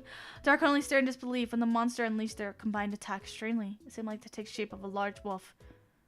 This is for you, my friend, Yuji thought. The wolf charged at Dar, causing a massive flash to shoot out upon impact. The light blinded everyone except Mel. Once the light cleared, everyone saw Dar kneeling defeated. Dar Nubrok, LP 3800 to 0. Yuri Melody wins. The students stare in shock, surprised that Evil Star Queen was defeated by this noob. Even Mel could not help but appear dumbfounded. But the shock quickly turned to cheers and applause, with Aki being the loudest. That's my best friend! He shouted. I knew she had it in her to be an amazing duelist! Other friends began to praise and congratulate Mel. As they cheered for Mel, Dar's friend helped her up. Her face showed she was completely distraught. This isn't possible, she thought. She had a plan for my every move, and she had the insight to counter every one of mine. Soon she was filled with rage. She stormed off, her friends chasing after her as the other students continued praising Mel. Although mesmerized by the praise, Mel could not help but think about how she won, or more realistically, how she had someone else win for her. She stared at her hand, clenching, then her clapped Wolf snugly. Looking toward her backpack inside the tomb had started to glow again. Despite appreciating Yuji's help, Mel could not help feeling dismayed. Whatever gift that book gave me is definitely going to lead to more trouble than any good, Mel thought. That lady has some explaining to do. Interesting, Yuji said. The void was now black. All but one card remained. The spirit held the card in his hand. It was Thunderclap Skywolf that Mel found. She managed to turn my Thunderclap cloud and spell into a card. And a quite powerful one. The card glowed brightly, proud and delighted at the praise. Fortunately, my spells were lost. Hopefully they did not fall into the wrong hands, Kaminari. This was like Card Captor Sakura. The cards fly out, and then Sakura has to go and collect them all. You know? She has to use the cards she uses to collect them all. Is this a Card Captor Sakura situation? Did you just make me read a Card Captor Sakura situation, but in a Yu-Gi-Oh form? In a forest, one of the missing pages lay on the ground. A figure approached and picked it up. The strange symbols were confusing. Suddenly, he was blinded by a brilliant flashlight. Once the light vanished, the symbols began rearranging themselves. The page now depicted a monster beast. A chimera, and a card manifested next to him. The card fell into his hand, emitting a sinister aura. The dark energy shrouded them, causing them to smile deviously. Whoa. Dang, I stole the idea of a story I knew nothing about. Pretty much, this is literally the Card Captor Sakura storyline. Wow, 27 pages. Good job, Jiu. Good job, Jiu. That was amazing, although I knew nothing about it. I knew nothing about it, but that was interesting. Alright, what's the next one after that long one? Oh no. Okay. Next up is Yar's fanfic, Big Bad. This is the one I based the thumbnail off of. There will not be a part 2, that's okay. Damn, 27 pages? I know. I know. Alright, here we go. The chaotic cat girl, ProbablyMelody, was chilling out in her room, streaming to her loyal viewers. And her one hater, Jar Nebcock. Mel was reading I need to drink my tea, hold on.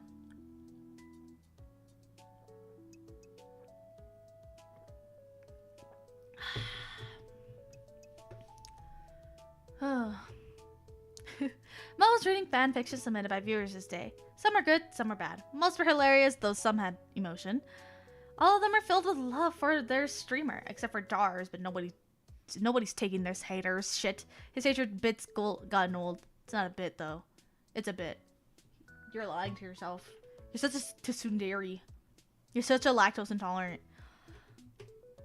All of the fanfics were now read. Now Mel would talk to her chat. A good way for a streamer to connect with their chat. That's when she heard a loud knocking from her front door. She was home alone, so she would have to get the door herself. Hold on, chat. Someone's knocking on the door. I'll be right back. Mel said to her now shit-talking audience. She forgot to switch to her BRB screen like usual. She walked out of her room, down the stairs, and to her front door. Nobody's waiting. She walked closer to the front door. She heard a voice, a handsome, masculine voice. Little kitty, let me in. She almost hesitantly walked closer to the front door. Who are you? She asked the mysterious figure outside, still blushing from his attractive voice. Though the window next to the door, the figure showed his claws? Mel was shocked. Suddenly, the figure started to sniff through the cracks of the door, the nose carrying through. Mel jumped. The figure let out a mischievous yet charming giggle. Mel now knew exactly who it was. She would in fact not be back soon to her chat.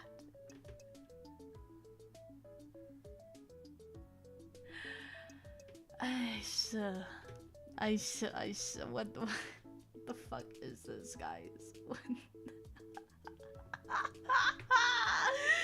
Oh my god. Oh my. I low-key thought it was Vaughn when I first read this. I thought it was Vaughn when I first read this, okay? I thought it was.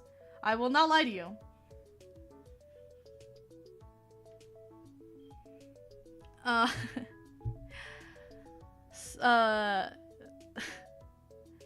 She swung the door wide open. Her face turned into a deep red. You're the bad wolf himself, Mel said. You're the bad wolf himself, Mel said, drooling from the alluring figure's stature. The The figure boasted. Hey, it's me, Hank Howell. I only fit through the door from how tall he was, how wide his chest was. He slowly seductively walks towards giving her mean bedroom eyes. Mel hesitantly walked away, playing into his plan.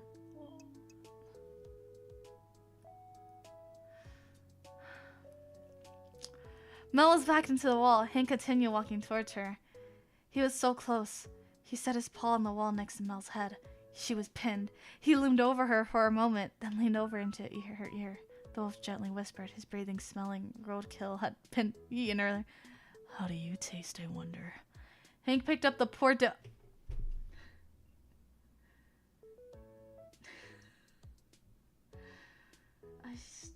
This is like the Rainbow Dash AI all over again.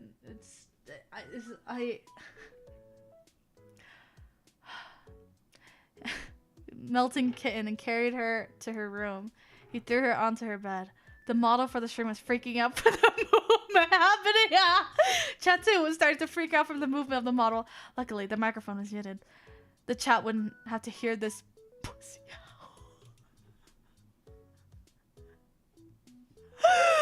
Oh my god! Yar! Val crawled backwards into her pillows to support her back. She was too bewildered from what had happened so far.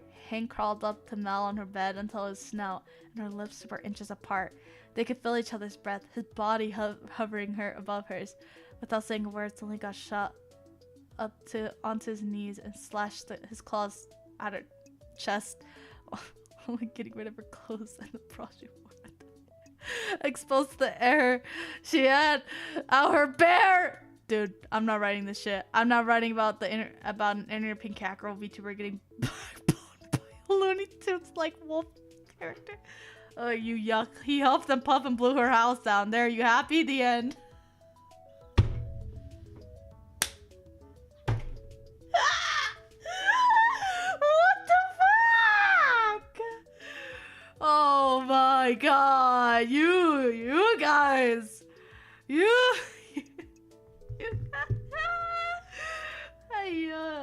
Oh my god. Yar. Oh my god. Please tell me the next one isn't like this. I did not read the other one. Please tell me it's not like this. Because I did not know what this one's about. A line formation skirting upon across. This is Mel and the blah blah blah blah king. Carpet beetle? C-A-R-P-E-T-B-E-E-T-L-E. Carpet beetle king. I'm guessing.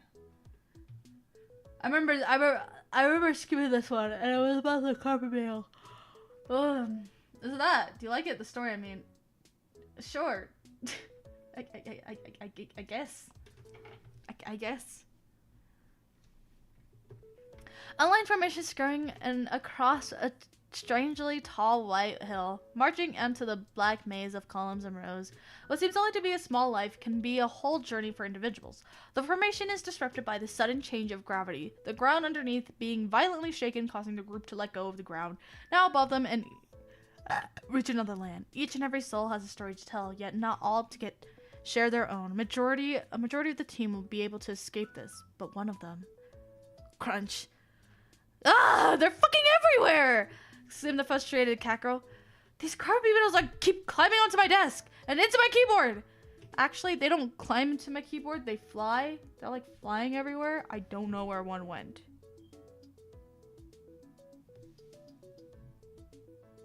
Anyways. She continued to slightly shake her keyboard, checking to see if any more insects would fall into her desk for her to get rid of. At least I was able to get one of them, she said. She told herself, giving her a small amount of satisfaction. This cat girl's name was Melody. Mel has always been a carpet beetle problem for a month straight. Has been having carpet beetle problems for a month straight. Right when she thinks she's seen the last of them, more appear, noticeably on her desk and in her keyboard. This is a problem because Mel is a YouTube streamer. She's a small VTuber that goes by the name ProbablyMelody. Mel also lives spending a majority of her time at her home, consisting of herself, her younger sister, and 3 younger brothers, her mother and her grandmother, and her father's home, and visits her father's home on occasion. The day this particular extermination happened, this was on a summer Friday morning. Whilst in the middle of one of her streams, the original focus of her stream that day was on a game called Dragon Ball Z. Dargan. I'm dyslexic and I can Dargan Blau Z Carrots. But soon after starting up the game, she felt a headache forming, so she switched to focus on Valorant. What's wrong? Wait. Mist!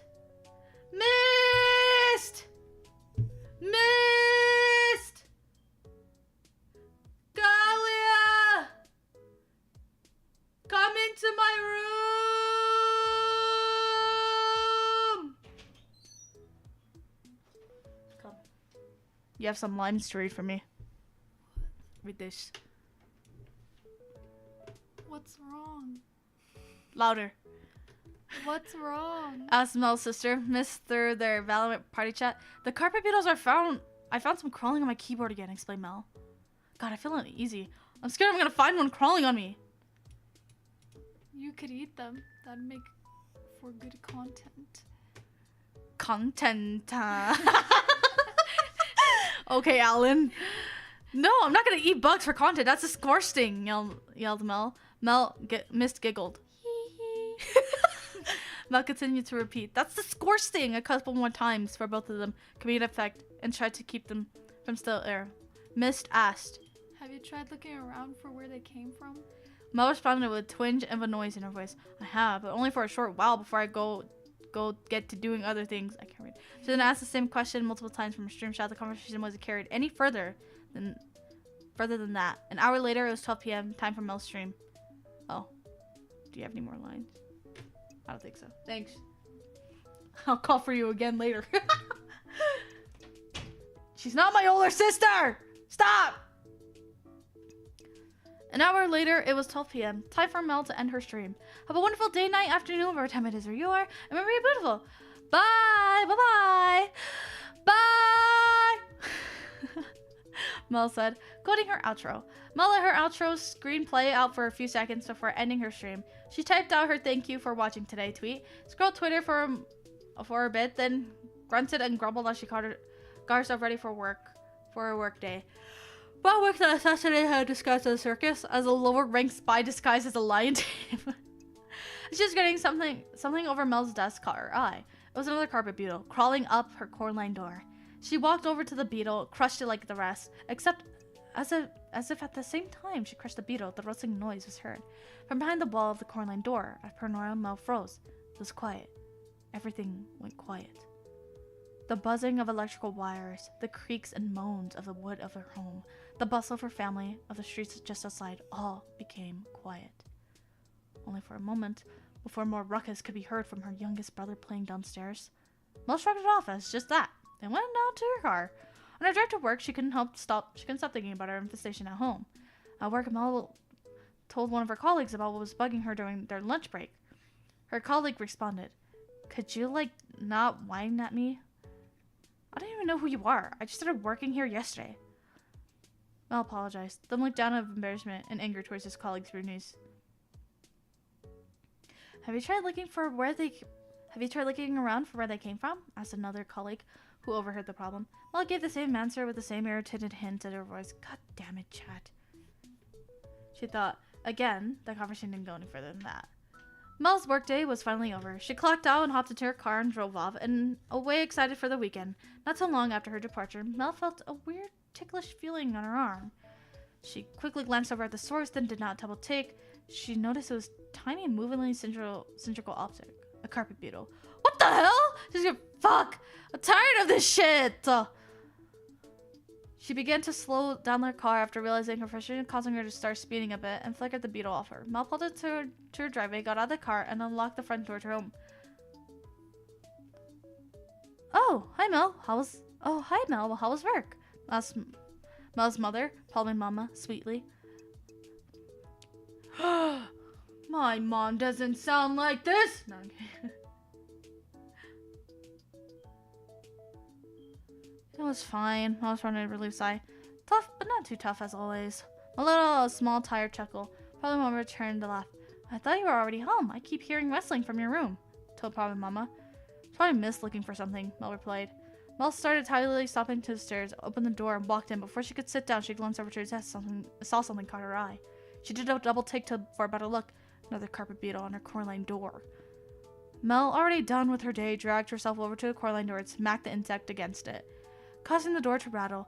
A sudden movement, more violent rustling. Noise was heard within the wall behind the door, just like earlier in the day.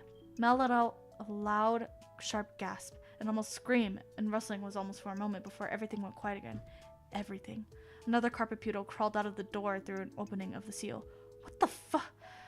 Mel almost slip out. Mel let almost slip out. What?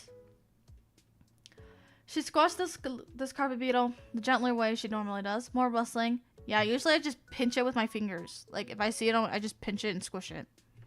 I don't smack. Just pinch, squish. Mel had to see what was making the noise. She grabbed the knife and cut the seal door open, and the door opened. Dozens of pill-sized bugs scurried away. Mel kept her disgust to herself.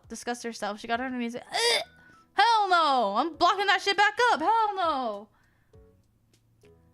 It was dark. Mel had her phone on her, so she turned on the flash phone. She shrieked before she saw a bug. She saw a bug, a big yet handsome young man.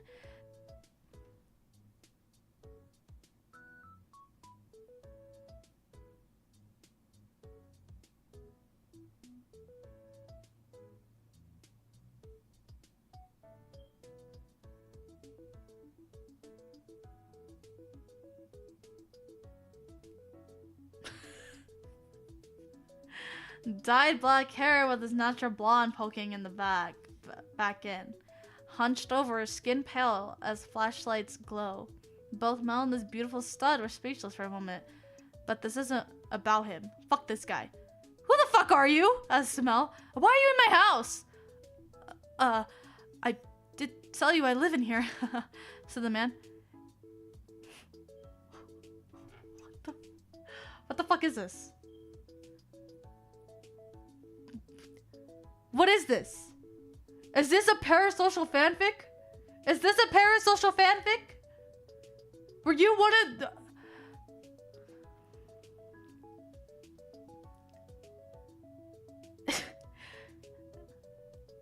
Is this a parasocial fanfic that I am reading right now? Yar, you are such a tsundere. You are such a tsundere for saying that you hate my streams. And then you go and write a parasocial fan. What is... You're parasocial. What is happening? I swear to God, were you one of the secrets? Were you one of the... We'll get to those. We have Friday. We'll get to those. We'll get to those. Yar? Uh-huh. Are you eating the carpet beetles? No. Oh my God. Get out of my house. Can you at least leave me with some goldfish crackers or something? Sure. If I can't eat any more of these beetles, can I at least have something else? No! Oh, okay. Yar sighed. He crawled into the darkness. Mel shined her flashlight towards the direction he crawled, but he disappeared. He must have the ability to teleport. Mel shone her flashlight back in the direction Yar sat before. Mel shrieked again. Not too much further past Yar sat a nest twice the size of an average-grown man. A full-grown human with an only opening to its top. Carpet beetles crawling all over. Mel slowly crawled towards it. She had gotten 5 feet away before stopping. All the carpet beetles crawling out of it had retreated to the opening. Mel sat in silence. Everything went quiet. Everything. You, said a deep booming voice. Mel gasped. The voice sounded as if it were in her head. I have heard only so much about you. It was coming from the nest ahead. Who are you? Asked Mel. A large insect with leg appears out of the opening and grasps onto the side nest. Then another leg appears out and grasps onto the other side. Then 2 more do the same to their respective sides. The creature slowly peeked its head out.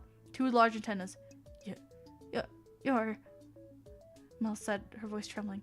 2 large kaleidoscope eyes. You're a giant pair of... You're a carpet beetle! I'm not just a mere carpet beetle, claimed the creature. I am the carpet beetle king! This carpet beetle was the same size as Mel herself, and adorned a crown. She found the words to respond. Why are you in my house? Mel said. I am king! I take what I please, exclaimed the creature. Then why specifically my house? Your abode was the only one that had suited my desires, explained the creature. Mel mustered up a little bit of courage. Why shouldn't I just kick you out or kill you right now? The creature growled, causing Mel to flinch. If you do so, I have ordered my troops to reduce this structure to dust, shouted the creature. They both went quiet. I can't have you here, though. It'd make my family look bad. They both went quiet again. Give us a month. What? As long as you don't kill us, have any more of our troops, a month's time is all we need. Then we can move on. The creature reasoned. Mel thought it over for a moment. Okay, Mel responded.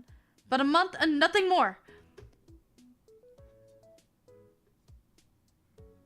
You have called to demand of me, but you have my word. Is it just me or did not make sense?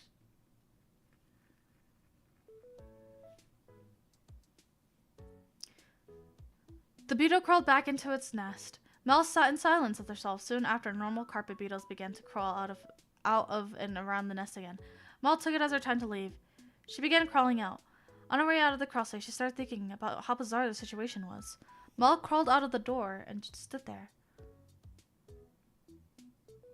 So what was in there? Mel screamed and whipped out around to see who'd just spoken behind her. Yar! What did I tell you? I'm gonna call the cops! Okay, fine, jeez. I already know what happens anyways, he said suspiciously. Mel turned away and closed her eyes and held her head in her hands. God damn it. I gotta deal with these fucking beetles, and one of the chatters has been hiding in my... Mel closed his eyes shut and spun back around. Wait a minute. What do you mean by that? Yar had disappeared again. Mel immediately disregarded what he had said. Since Yar's been a lying asshole, she shut the Coraline door and closed it up. And with a single piece of scotch tape along the... Actually, it was duct tape. Mel stood back with the door.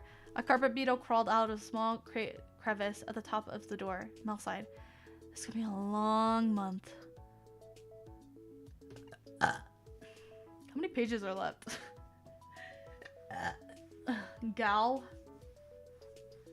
Can't trust Tsunderes like they are with what they say. So true. You're such a tsundere. You're such a tsundere. After a month of watching carpet beetles crawl in and out of her Coraline door and across her desk, trying to hide them from her family whenever they walk in so that they don't crush them or suspect anything, Mel was frustrated and confused as to why carpet beetles were still infesting their home. It's already been a month, she said to herself. They should be gone. She tore the scotch tape open and flinging a few crosses off the door. Something could be heard from the door, but that something sounded large. She remembered that her mom had a tranquilizer gun. She kept one for the raccoons that kept getting into the trash can outside. What kind of... This sounds like a dream. Mel went and got her mother's tranquilizer gun and came back to the door. She turned her friend's flashlight. She could see the nest in front, carpet beetles crawling on and around it. She slowly looked around with her flashlight with the retracted light from the walls. She could just make out a large, dark mass. She aimed the tranquilizer gun and plink, strip. She hit her target.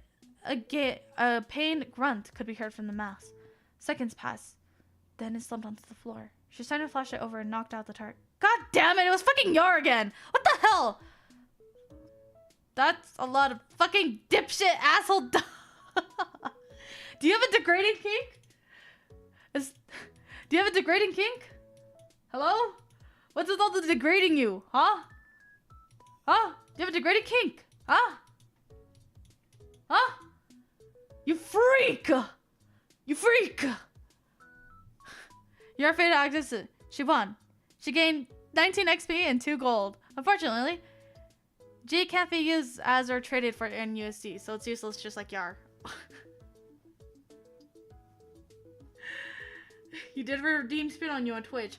Alright, here's your spit on you from Twitch. Take that as you will. Anyway, she crawled over to the nest the same amount of distance as she had before. Carpet beetles retreated into the nest. The moment was silent. You, to the boo. What is it that you have come to me for? Hey! Mel intended to... It's been a month now! You gotta get out of here! You promised! What? Growled the creature. I suppose it has been long enough. Mel gave the beetle a confused look. Human, but I was not completely truthful with you. Mel groaned. While I can be banished from your home, there's one small requirement. Which is... Mel asked impatiently. You must give me a big old kiss. Explained the creature. But what? I have to kiss you? Yes. I am a lineage of magical insects. Each insect has their own magical specialty.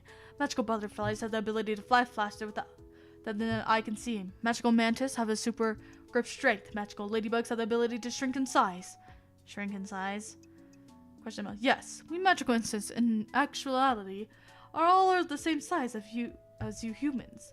The ladybugs able to transform into averagely sized ladybug and back to their normal state at will. Well, we get to think back on some of the ladybugs she had accidentally swallowed in the past. Really? Really? Really? However, these wishes can only be granted through great forms of affection from the wisher. I should also warn you, what these wishes have consequences. Though if you're wishing for me to vacate your home, those consequences should not be drastic. So, Mel said, trying to gather her thoughts. I can wish for you to leave my house as long as I kiss you? Yes, confirmed the creature. Right between my jaws. Right on my mouth. Mel saw with her thoughts for a moment. She was ready to give her answer. Alright, I have no other choice but to do this. I'll give you a freaking smooch. Whenever you are ready, said the creature. Mel hesitantly crawled closer to the beetle, looking more and more sheepish each inch she got. Human. Mel jumped from the boom of the beetle's voice. What? I just felt my heart palpitate regularly, claimed the creature. Now I've gotten a closer look at you. Your appearance is causing me to fluster. Guys, I do not simp this hard. I promise you. I don't simp this hard. I promise. I promise. I promise. I do not simp this hard. Mel blushed from embarrassment and slight bit of disgust. She and the magical creature leaned into each other, her lips and his mouth only inches away. They both closed their eyes centimeters. Time feels as if moving slow motion. Only a hair's length away. Mel's locked in her wish, and they do a heckin' long peck on the kiss on the lips. Blinding light emanates from the beetle. Mel blinked a few times, clearing up her sight. She could see in front of her clearly now, a bright light still shining from the beetle's previous location. But for frighteningly did know, Mel's wish had come true. No longer a sad, giant, crowned carpet beetle, but instead a crowned, pale, young, smooth, and beautiful skin. Beautiful woman before her. What happened to me? The girl questioned. You're no longer the carpet beetle, King. Mel told her. You're my beautiful human princess. The girl blushed. Mel went in for a kiss, and the girl accepted. Let's go! Yes! Let's go! Woohoo! I get a beautiful girlfriend! They buried a long and passionate soul kiss. They unlocked each other's lips. But human, stammered the girl, I've only ever known the life of an insect. I'm no partner for you. Well, said Mel. She thought to herself for a second. I could show you around your world. I could show you around our world. I don't think it should be too difficult from yours. Besides, Mel encased the girl's hands in hers. My wish for you is to become my dream partner. You're not just any human. You truly are my princess. The girl looked down to her, enveloped her hands. Human, said the girl softly. A few moments passed. A smile slowly crept on her face. She broke her hands out of Mel's and looked at her. Thank you, human. She leaned in and planted a kiss on Mel's cheek. Mel goofily giggled softly in a trance. She shook her head, snapping herself out of her state. What do you say we get out of the crawl space? Mel offered. My bed will be a way better spot to sit at. Oh, human, gasped the girl, her face red. We've only just made arrangements for my newly human life. And you wish to take me to bed? How scandalous. What? No! Shouted Mel, bewildered by the girl's accusation. I meant, just come with me. I don't want to be in the crawl space anymore. Oh, goodness. Yes, human. But do please pardon me for a moment. I need just a moment to gather my thoughts, requested the girl. That's fine. I'll wait for you at my door, my princess. Mel crawled over to the door. Out of the crossway, Mel stood and took a deep breath. She could finally live the life she always wanted. A life with the woman of her dreams. She was so... Please, please, please, don't break my heart, Yar. I swear to God, dude, don't break my heart in this. She was so excited for a new partner in the world. She waited patiently at the door for her princess to crawl out behind her. Only a minute waiting for her, the girl finally crawled out the door. She wobbled trying to stand on human legs, but she learned quickly how to use them. She squinted. Mel's window was open. The shine of the sun has gone into her eyes. She walked over to the window, looking at the world from a new perspective. It's been a short while since I've seen the sun, said the girl, just loud enough for Mel to hear. But this sensation, the way the sun feels against my new skin, it feels so pleasant. Emotions welled up inside her. A single tear trickled down her face, yet she could not be happier. Mel smiled, then she gasped. She stammered. Realized that the newly wished human was nude the entire time. Her face flushed red, the girl looking back at her confused because of Mel's acting out. Mel let out a flustered squeak on her face, turned crimson. Seeing the person turn towards her with her exposed body, Mel wasn't able to focus on her face, but just below it, on her... We gotta get you clothes! Mel shielded out her eyes from staring. Please, pick out some of my clothes from my closet over there! She went towards her closet. The girl walked out of the closet and opened it. She turned. Mel turned, facing her. Just tell me when you're dressed. A few minutes passed. I'm finished, said the girl. Mel turned around to look at her. Mel blushed. I tried replicating what you have adorned as close as I could, said the girl. It's a bit embarrassing. She wore a big black baggy shirt with sports shorts.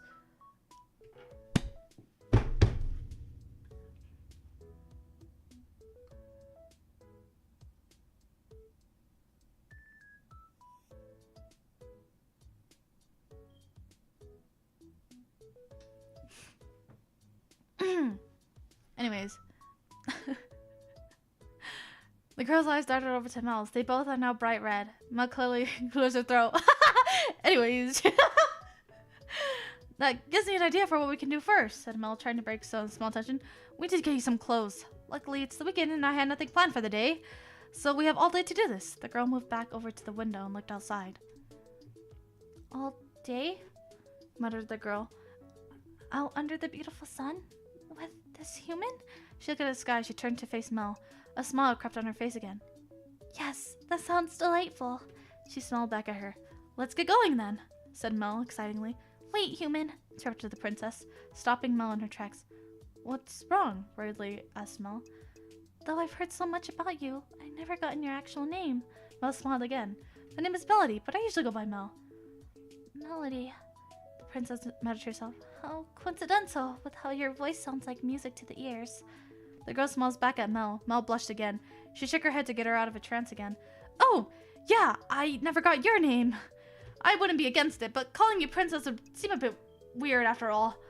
Well, my name as a Nixta king was Archduke. Archduke?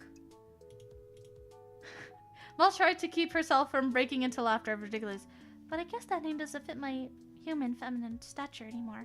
Archduke, huh? Said Mel. She thought to herself, how about Arabelle? Oh, how about Arabelle? Arabelle. The princess muttered, yes, that name is quite nice. What is this? The Little Mermaid gone bug? Great, said Mel. How many pages are left? Oh, I'm close to the end, okay. Great, said Mel with a grin. Let's go. I'll make this day for you to remember. This is gonna be a great day. Mel had done finishing touches to get her and Arabelle ready to leave. Mel snuck Arabelle out the house when no one was looking so that she wouldn't be looked so suspiciously. She went back to let probably mother know she was leaving. Bye, Mom. I'm gonna go out and do stuff. Love you. Mel said, yes, Mel, said probably mother, facing away from Mel, focused on her work. Mel met up with Arabelle and went to get her car. Mel pulled her car to the side of the road where Arabelle was. Do you think my car is not in the garage? This is Arabelle. Exactly. Ariel, Arabelle. Just erase the B. Do you think my car is not in the garage? Come on in. Arabelle looked back and forth from the door, and Mel confused. Oh, right. Mel parked the car, got out, walked out, opened the passenger door. Right this way, princess. Thank you, said Arabelle as she smiled. She stepped into the car, and Mel closed the door after her. And so they began their new lives that day. The relationship between a magical royal ex-insect and a cat girl. A great day, the princess thought to herself.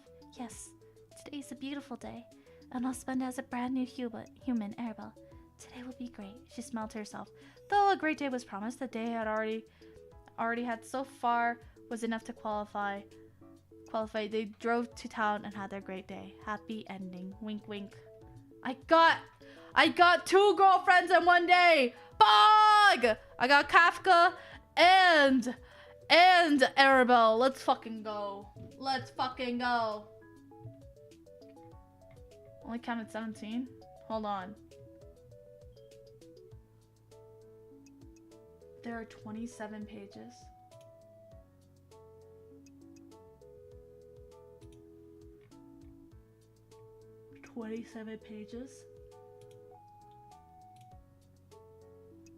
And 64 hot pockets in a Yu-Gi-Oh deck.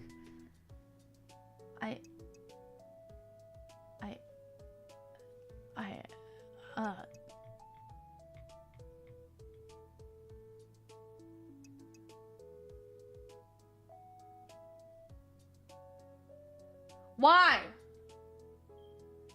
No! No! Do you see what time it is? It's 11:16. What the hell is this?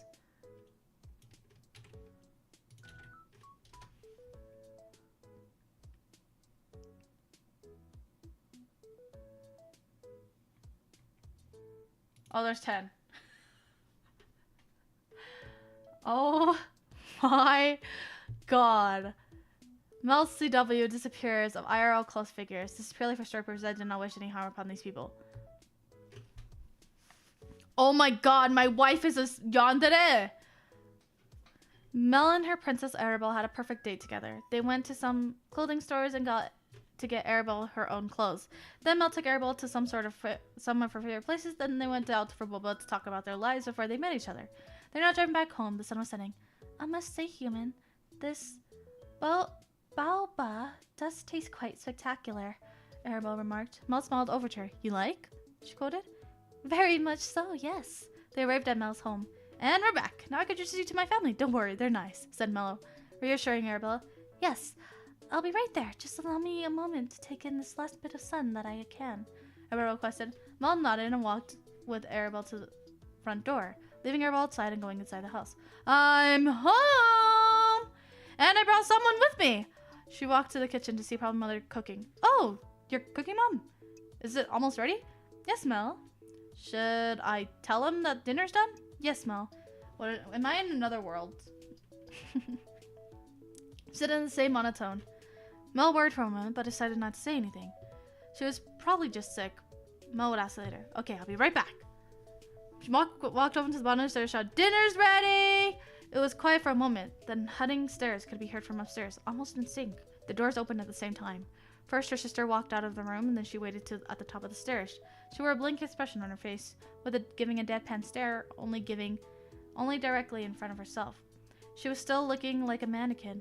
Then her brothers lined by the oldest to the youngest, all walked out behind Miss, then froze, looking like her. Then started down the stairs, keeping their line. Mel stuck frozen in place. She felt uneasy, seeing her siblings act almost lifeless. Felt uncanny and just plain scary. She moved out of the way when the start of the line had met with her. Yes, Mel, they said it each in a monotone voice as they passed her to the kitchen. Mel stood in place, still taking in the creepiness of the situation. She hesitantly shook it off as them playing a trick on her. Even though they were acting suspicious, just like their mother, Mel walked over to the kitchen. Her siblings were standing around the table, all of them giving a blank stare, facing directly in front of themselves. Mel looked over to ProbablyMelody, who was now facing her, giving her the same look as her siblings, standing next to the stove where their dinner, a pot of stew, sat. Mel gulped. Is it ready? Mel hesitated, trying to keep her cool. Yes, Mel, said ProbablyMelody, in the same monotone voice. Mel began to slowly walk past her towards the pot, her gaze now following the movements. Mel stopped a moment, studying her mother up close. Her next fingers were missing, and was dripping blood.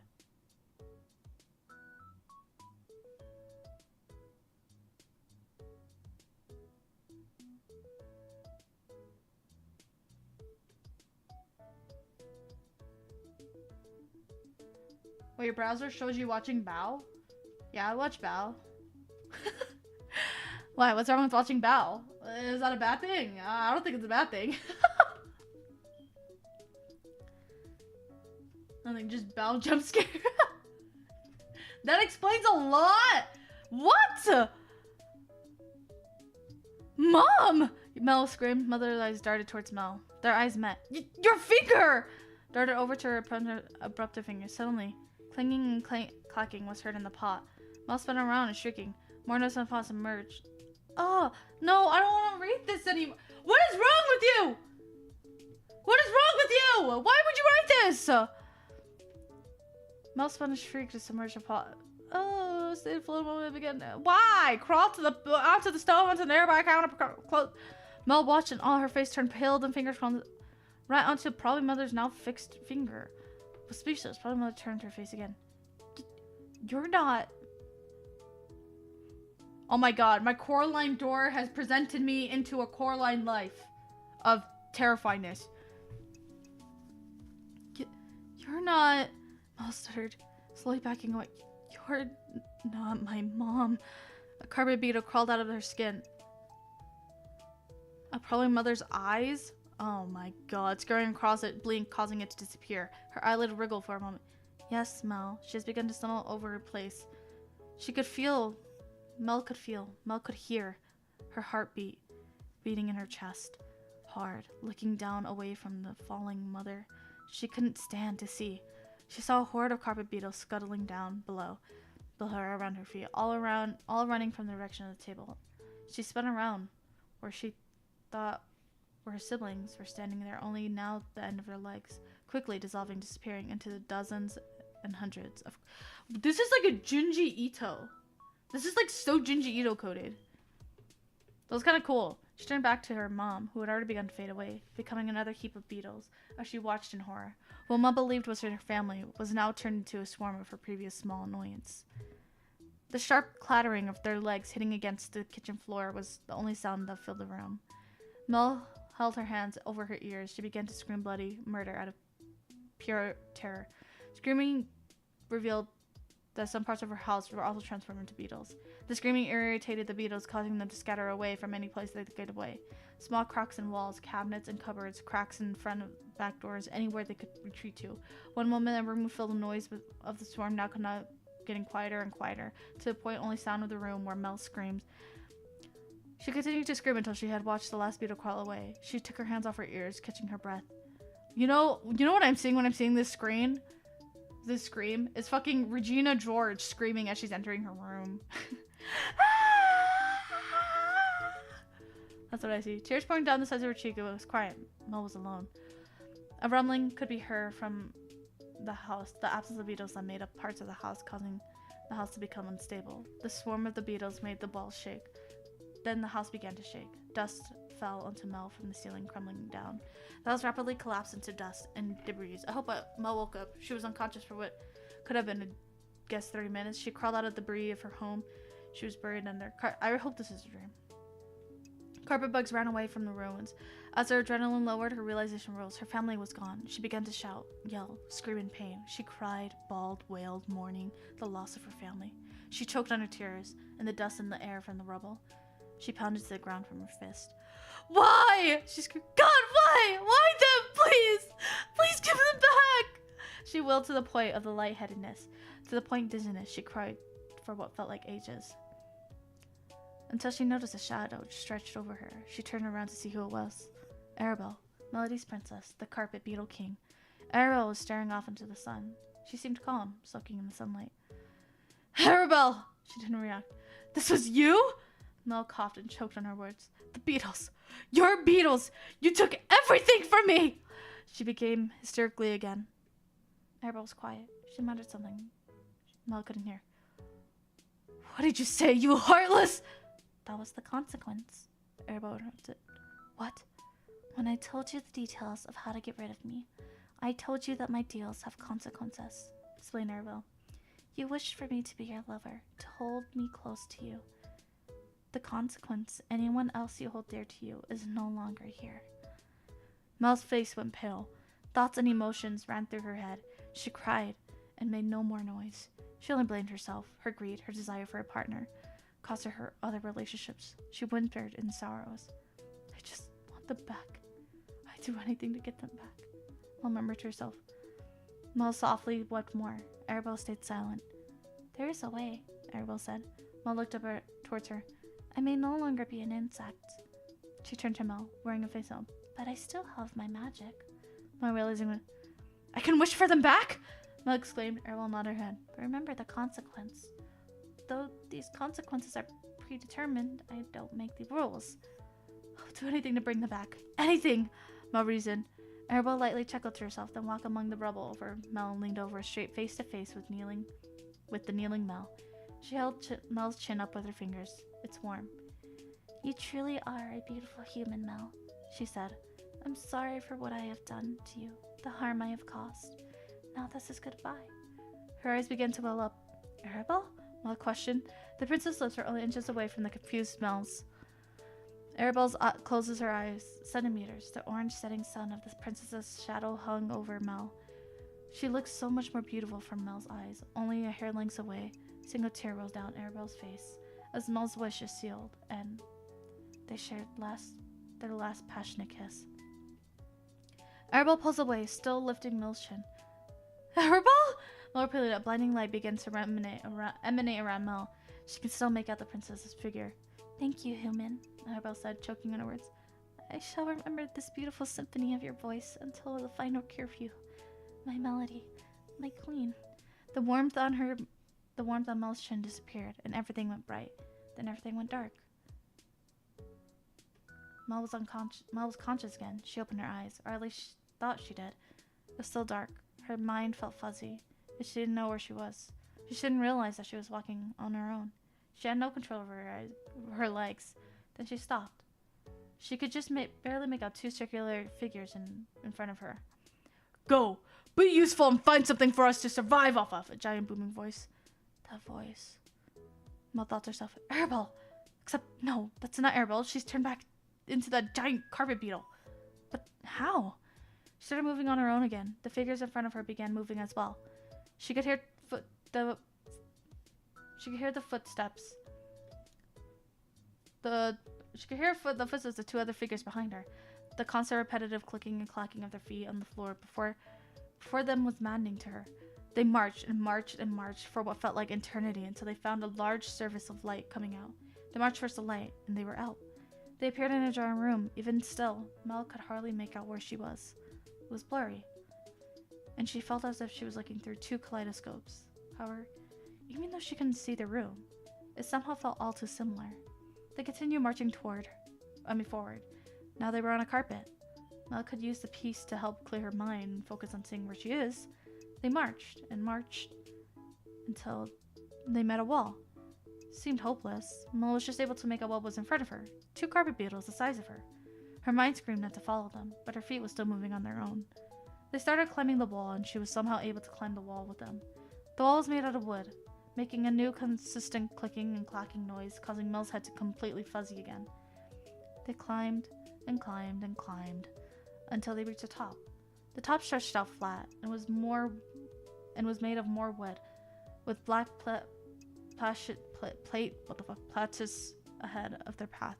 They marched and marched and marched and marched until the plateau.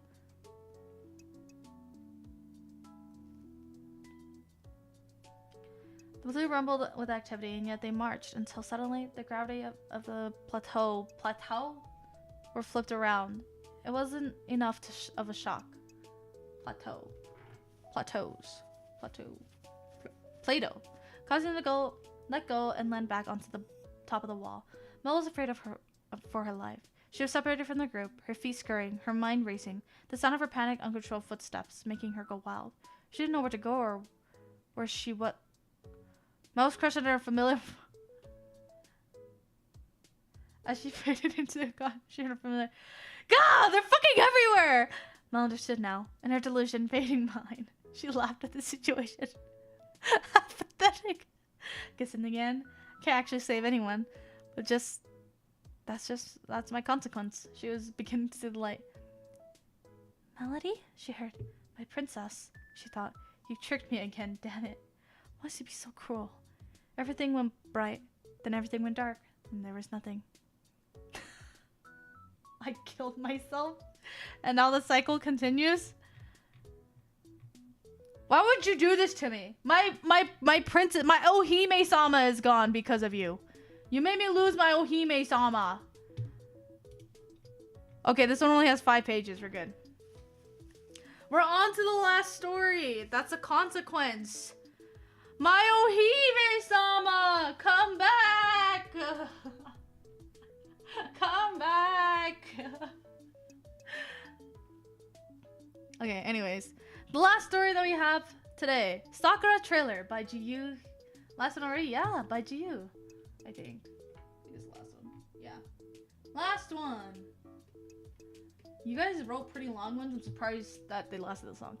In a forest, a young girl walked amongst the trees. She wore a baggy white hoodie and peach-colored overalls. Her face and hair hidden under her hood. The lone girl carried a pair of weapons on her belt. She was deep thought, though. Oh, Sakura trailer! Oh, because you're it's a Ruby reference. It's a Ruby. I get the reference.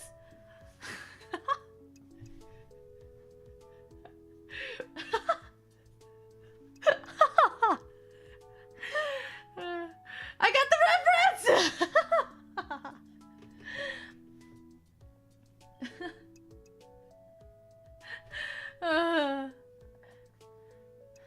The girl carried a pair of weapons on her belt. She was deep in thought when she suddenly collapsed to the floor. Sighing, the girl let her hood down, revealing her dark, long hair, pink cat ears. It's official. The Fauna's girl began. Oh, it's official. The Fauna's girl began. I'm effing lost. Her pink eyes shut in frustration. Don't get lost, they said. Keep your scroll charged and have a compass. She laid down a dead scroll in her hand. How am I not supposed to get lost? I'm the queen of getting lost. Who will be going this errand alone? And who carries a compass in this day of age? Getting up, the girl started looking around for a path marker. This young woman is Sakura Melody, a student in Signal Academy. She grew up listening to exploits of Team Ruby and how they defeated the immortal witch Salem. Inspired to become a huntress, Mel began training with her father, although she was an eternal klutz. Keep your children away from her if you don't want them getting hurt. Mel grew into an excellent fighter. Mel is such a competent student and hunter that she was accepted into Beacon Academy, one of the most prestigious huntsman academy in Remnant. Beacon headmaster Oscar Pine even delivered the news to her directly. Mel was on cloud 9, which brings us to how she got lost in the forest of the Kingdom of Vale. Her friend had been developing a new weapon to celebrate being accepted into Beacon. Unfortunately, Patch had no shops that carried the piece that she needed to complete it. Luckily, she discovered a gear shop in Vale that had received an order for said part. Calling in a favor from Mel, the young fauness gladly headed to the city. Along with fulfilling her dear friend's requests, she could also check out the various shops in the kingdom. After collecting the piece, Mel basically spent half the day exploring the shop and shopping. She was so enthralled that she lost sight of the kingdom's boundaries and walked outside the city's limits. She began frolicking in the flowers and playing with the forest critters, losing track of time and her way, until night fell. Mel kept playing around. After realizing how much time passed and a bit of panicking, she took out her scroll to call her friend and notice a harrowing situation. She forgot to charge her scroll and it had died. Well, fuck! She had been traveling for about an hour, losing her way even more. How is this even possible? Mel shouted. Honestly, how could you get so lost? Sis is going to laugh when I get home. If I get home, she said, crestfallen. Note to self, change your effing scroll before heading out. Mel spent another few hours wandering in the forest before giving up and collapsing hungry and in despair. I should have gotten her item and gone home, she whispered solemnly. But no, I had to have fun for once and live a little. I'm never listening to Mom again. She hushed up and when a noise caught her attention. Melody quickly stood up, grabbing her weapon and listening carefully. The rustling of the bushes is heard from multiple directions. Poised for combat, Mel moved slowly and cautiously. Then, a black shadow emerged and dashed at Mel. In a brief moment, it appeared in the moonlight, and the figure was revealed to be a Beowulf. Beowulf? Quickly, her weapon whipped out, embedding itself into the enemy's head. The Beowulf had not died yet, but was stunned, prepared to lunge at a young huntress in training. It bared its fangs and crouched. Melody, smirking, pulled the trigger, causing the pistol to fire at the pointing blank range, killing the Beowulf instantly while returning to her. Sakura's elegy. A pair of multi-action chain sights. Max. A pair of pistols with sights mounted on top of the barrels and connected by a strong, flexible metallic rope. Basically, it's just a non-katana version of a gunbolt shroud. One of the sights had an extended handle containing a chain that allowed her to launch its blade. Although not as deadly as a crescent rose, Sakura's elegy is considered incredibly deadly, especially in Mel's hands. Just ask her teacher, Mr. Xiaolong, who nearly had his ear chopped off when she first developed it. Another Beowulf emerged from the bushes. I thought Ruby might not be coming back. I wrote how that would end. Wait, Jiu, did you not hear the news? Viz Media is taking in Ruby. So we're gonna have more Ruby. Viz Media is taking in Ruby. We're having more Ruby. Did you not hear the news? Another Beowulf emerged from the bushes, its claws and fangs poised to kill the young girl. Melody nimbly evaded the grim before striking it down with 2 slashes. This was written before that. Oh. Okay. Soon, a sizable pack of Beowulfs emerged from the trees and bushes surrounding her. 2 more Grim dashed at her, causing Mel to block using her scythe. Before they could retreat, Mel quickly gunned them down, while another pair attacking from behind. She managed to roll out of the way and cut one of them down. She then filled the other Beowulf with bullets, killing it. A trio of Beowulfs lunged at her, quickly ripped out her second scythe, beheading all 3 in the midair. Pulling the rope, Mel swung the scythe toward another Grim, embedding it in its stomach. Although injured, it strongly pulled on rope, tugging Mel forward. And then tried to punch her, but she ducked under its fist and grabbed for the weapon embedded in its torso. Pulling its trigger, bullets filled the Grim, killing it and releasing the weapon. Another Beowulf charged from behind, knocking Mel down. The young huntress quickly recovered, releasing the scythe's head to chain the wolf up. Mel began quickly rotating the circle, picking up momentum and turning into a small twister. The captured Beowulf rose into the mid-air, becoming a flail that knocked down a few Grim. Mel rushed forward, releasing the Grim while simultaneously, you get the word, cutting it down. She then leaped into the air, juxtaposing herself in front of the shattered moon, raining bullets through her fallen enemies and killing them. Landing somewhat gracefully, Mel found a new Grim remaining. Let's end this, she declared. In the vicinity, several flower-shaped portals appeared. Mel launched both sides through the portal in front of her. As they passed from the portal to portal, they wrapped around each Beowulf. From final portals, the sights embed themselves in the neck of each one from a top perspective. It looked like a flower. Pulling on the both trigger and rope, the pistols were fired, causing the sights to launch back from recoil. The Beowulf was bisected and beheaded. And as the sights returned in both portals, they slashed every remaining enemy. All Beowulfs laid dead and disintegrated. Grin 0, Mel 10. Mel boasted, sheathing her weapon. Now if only finding the path home was as easy as slaying Grim. The girl's hope is rekindled that when she sees and hears a vehicle approaching, she quickly runs to the noise. Wait! Oh, the scene fades to black. Her silhouette appears in the second position of her future team. That's right, Mel. You're not going to be the leader of this team. I doubt this version of Mel would not cut it as a leader. How rude! And not gonna lie, you're probably right. You're probably right. You know, I can't blame you on that one. Yeah, probably. Yeah. Wow.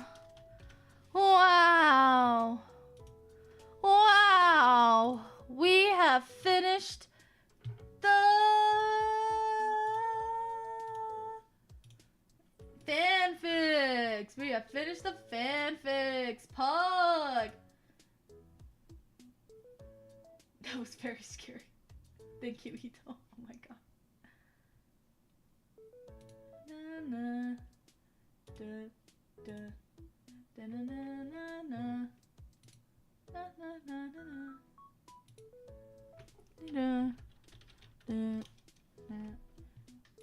Oh, done already? Yeah.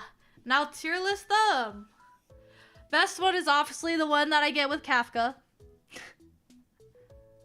Best one is obviously when I get with Kafka. And that is all. The rest can stay in the bottom.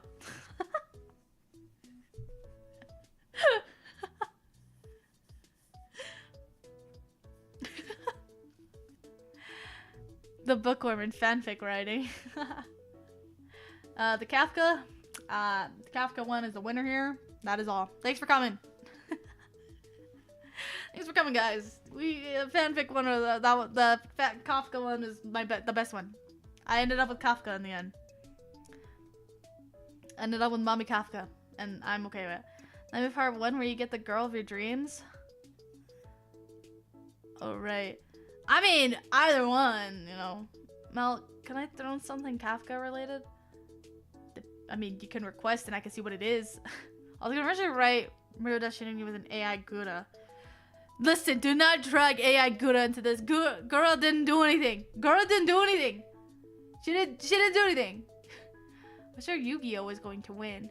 Yu-Gi-Oh was really cool though. I'd put it below. I put it in second. As much as I didn't know what was happening, I thought it was pretty interesting. But it was a card captor situation. So that's what I found cool about it. It was kind of like card captor Sakura situation. So it seems pretty cool.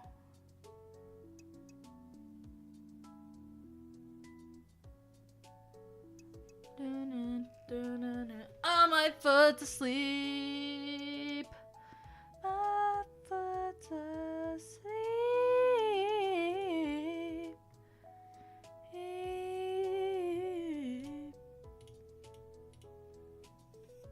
Oh wait, did you send it in already? I should probably check. Never mind, I should probably say that they were delivered.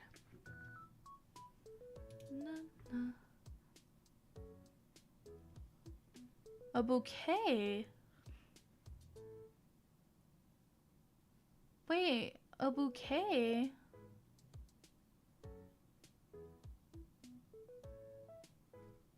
For your neighbor Carl. For the spiders you feel crawling on your skin? Whoa! Okay, why is there so much on here? How did I not know that you guys were suggesting me stuff?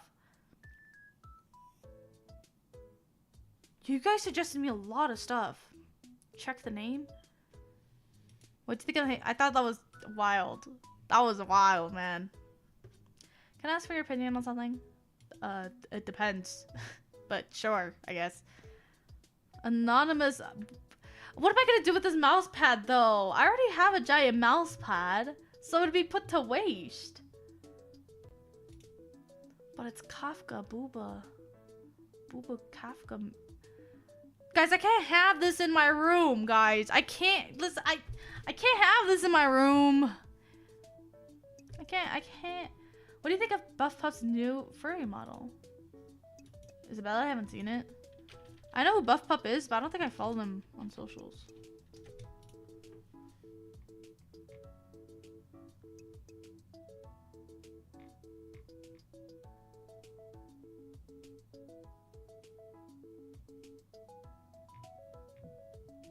Oh my.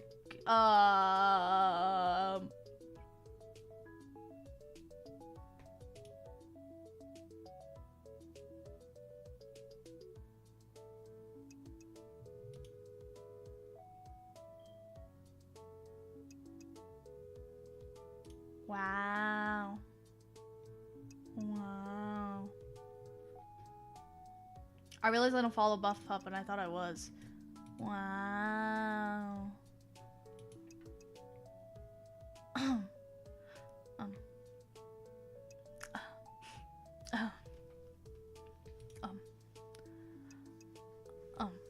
What do you think of Sakura? Is she not accurate?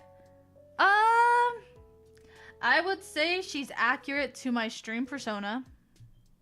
If that makes sense. She's accurate to my stream persona. Most of the characters you guys write me as it's good. You guys write me as accurate as the stream persona. So that means I'm doing great at my stream persona. Then I accomplished my goal. Like, it's still me, but obviously it's my stream self, so. Stream persona isn't forgetful, clumsy ditz? It's just amplified, okay? It's just amplified. It's animified, okay? It's animified. Your IRL persona. Okay, my stream persona is just amplified on those qualities that make it seem, I don't know, you could,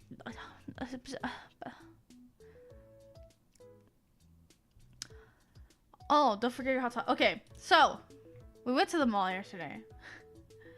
And as me and my sister are looking around, I'm trying to find an outfit to wear because I'm going to the zoo with Jess when I see her next week.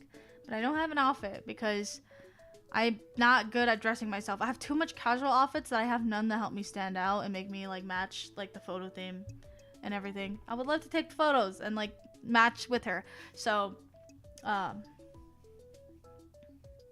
yeah. Anyways, as we're walking around, I pass by the blind box areas and I'm like, oh, they don't have Oral High School Club, haha, damn it, you know. And we're going to the back of the store, kind of where all the socks and gothic wear-ish, the t-shirts and everything. And as we're passing by, like, this is no hate to anyone who acts like this. It was just kind of like a, basically, it was this couple that was looking at this cute thing, and the girlfriend was going, please, you know, all like anime cutesy-esque, you know, like it was very exaggerated and like a more anime cutesy aesthetic, and she was like, please, and she was like doing a puppy voice and a puppy eyes, and the boyfriend, you know, he kind of did the whole anime like, you know, like it was very anime vibed, weeb vibed, you know, and he was like, fine, and she was like, yay, and then she grabbed it, and me and my sister kind of looked at each other like, there's nothing wrong, because good for you, you know, you have a relationship, there's nothing wrong with it, but it was very weird to see that day, and me and my sister kind of just side-eyed each other like, oh, and the thing is, I didn't mean to smile because it was more like an awkward smile. Like, I did not mean to like be part of that moment. I did not want to be anywhere part of that moment. Thing is, there was another girl who eyed my sister down, and my sister had smiled. And the thing is, they probably thought that we were making fun. Like, we're some normies making fun of the people, and it's like, oh, these are probably just some popular girls who think that they actually know and pretend to like anime. And I was like, no, I'm a total weeb. Don't get me wrong. If I came in here wearing my casual clothing, you would be like, oh yeah, that's for sure a fucking weeb. Dude, don't go near her, you know. But I was dressed nice today, and I looked like I probably don't belong in Hot Topic. So, you know, I didn't want to come off as that. And there was no hate to this couple. It was just kind of like a, in public is wild. like they seemed like a e-kitten situation, you know, an e-kitten situation, and I'm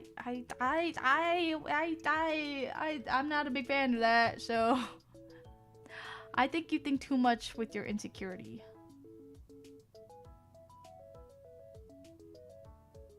Well, insecurity. But yeah.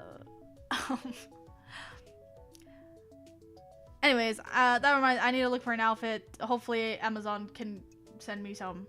You always people will assume or do things again. You? Huh?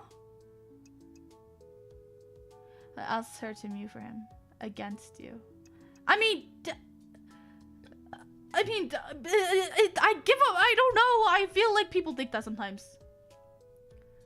They probably play Val. I play Valorant. Also, I felt very awkward going to the manga section. They had a lot in the manga section, which is pretty cool. Thing is, they did not have I'll How to Ride, but they had the whole collection of Rent a Girlfriend. And I was very, very sad. Like, where's my I'll How to Ride? Why aren't you restocking? But why? Why? I spent a good while looking at the manga section just in case. And I found a story that I thought I would have wanted, so. You thought you'd get canceled for having a loli model or talking to AI Gouda or other relatively tame things. Haha. Okay, well, if I'm gonna be honest, people are very sensitive nowadays, so I don't know what will get me canceled and what won't. Because some things are just normal things that wasn't really a sensitive topic, you know? It's not, some things are just not really, like, something that would make people get upset about. I've seen people get canceled over the most dumbest things, and it's so stupid. And it's so stupid sometimes. While they're not canceling the people that need to be put in jail. So it's kind of like, you never know what's gonna happen. You never know what's gonna happen. It's crazy. It's crazy. Get you canceled these days. I know, I could say I love hash browns, and people are gonna be like, some fact about potatoes or something. To be fair, people tried to cancel Rosalie the other day for having hash browns. Was it the McDonald's asset? Was it the McDonald's asset? Is that why? When they use the hash brown asset, people are boycotting. And while others are also doing that asset, everyone's always like, ha ha ha ha. But no, when it's like someone else, they fucking have to go do that. It's so unnecessary. It's so unnecessary. Like, I get it. You know, boycott. You know, yeah, I know the same thing happened to Scarlet too. It's so unnecessary. People will.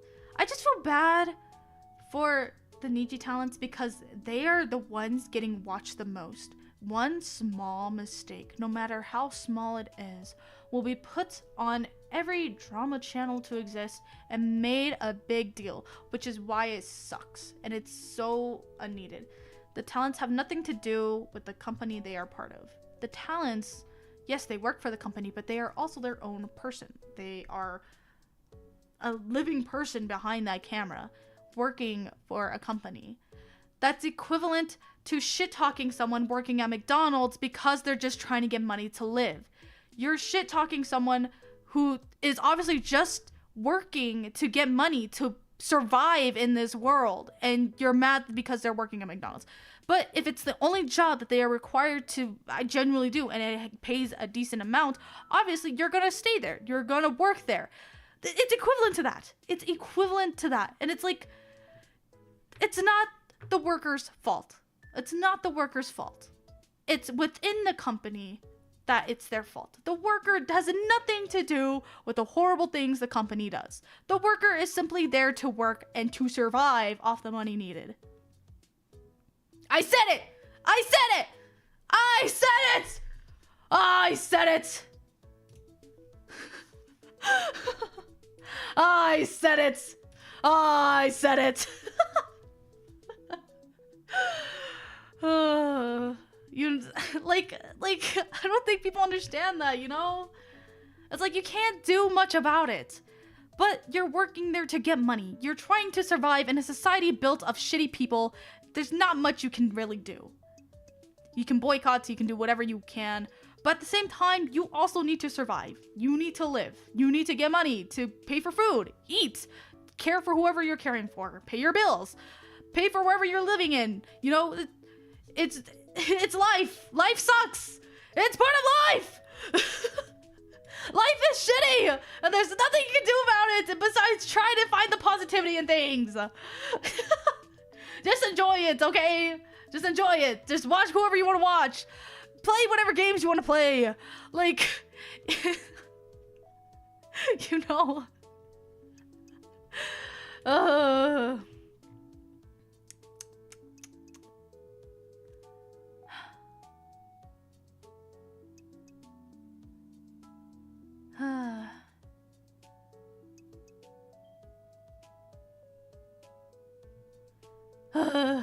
Anyways.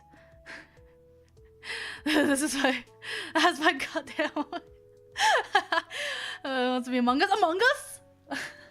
So I feel like to look at that. Yeah, a lot of people would prefer spending their time in the negativity of everything rather than just enjoying what life has to offer and just going with the flow. Like, you only live once, you know? Why spend it being a dick? Why spend it wasting time away stalking a person that you said you hated? Why spend your time, like, just... Yeah. By the way, I'm not American.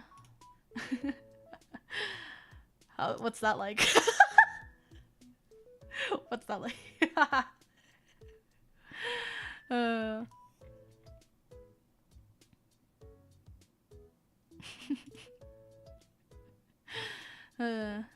Hey! Yeah, I'm talking about you yandere, lactose intolerant.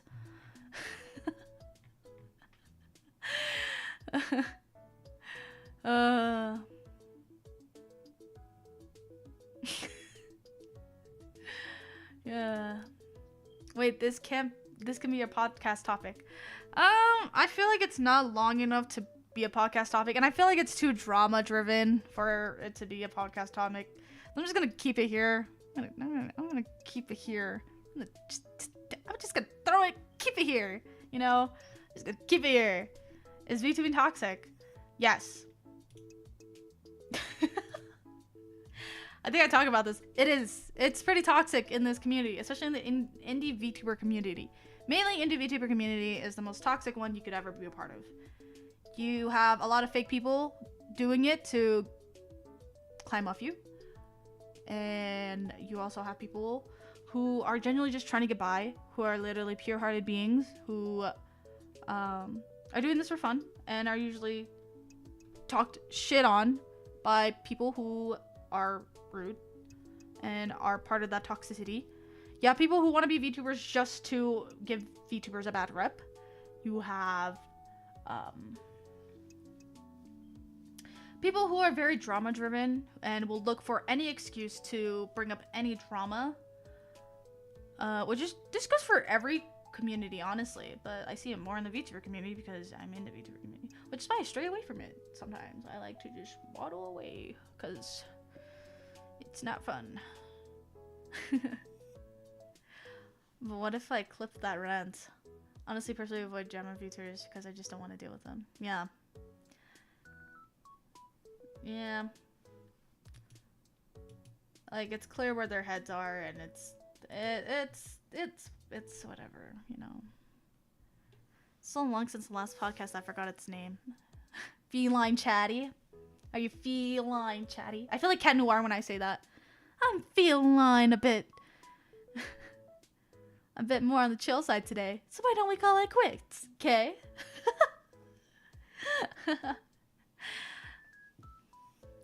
I mean, I don't mind if you clip it, but I feel like people will take it and use it against me. But it's kind of like, it's true.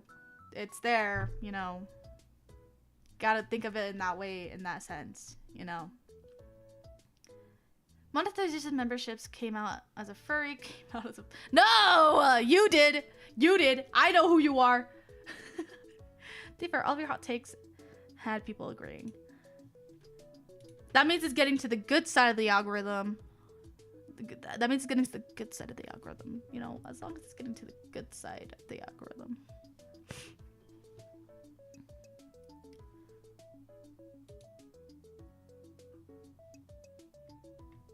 You know. I guess. Me? Yeah, you! In this podcast, we don't pussyfoot around the topics. What? Miles is generous and it's okay. I love the unsay-so, say-so nature of her. Huh? I'm say-so. I'm so ooh-ooh say-so that I didn't even...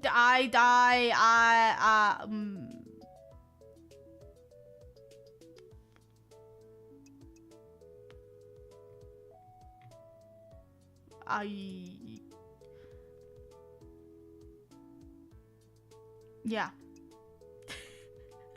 The hesitation? What hesitation? There is no hesitation. There is no hesitation.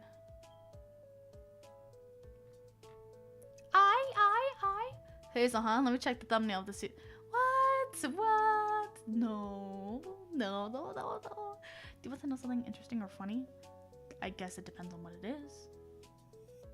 It depends on what it is.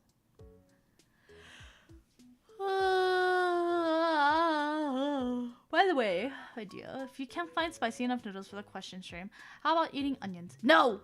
Okay, here's the thing. So, I ate the noodles again. I just didn't cook it with the noodles because my sister did that last time. We poured out all the water and then we cooked the sauce with the noodles in the pot on a warm setting. So we ate it like that. It wasn't as spicy. But when I cook the noodles, pour out the water and add the sauce without cooking, it's a lot more spicier than the way my sister did it. So I guess I'll eat it like that. It was really spicy. Not really spicy, but it was kind of got me going, you know, so.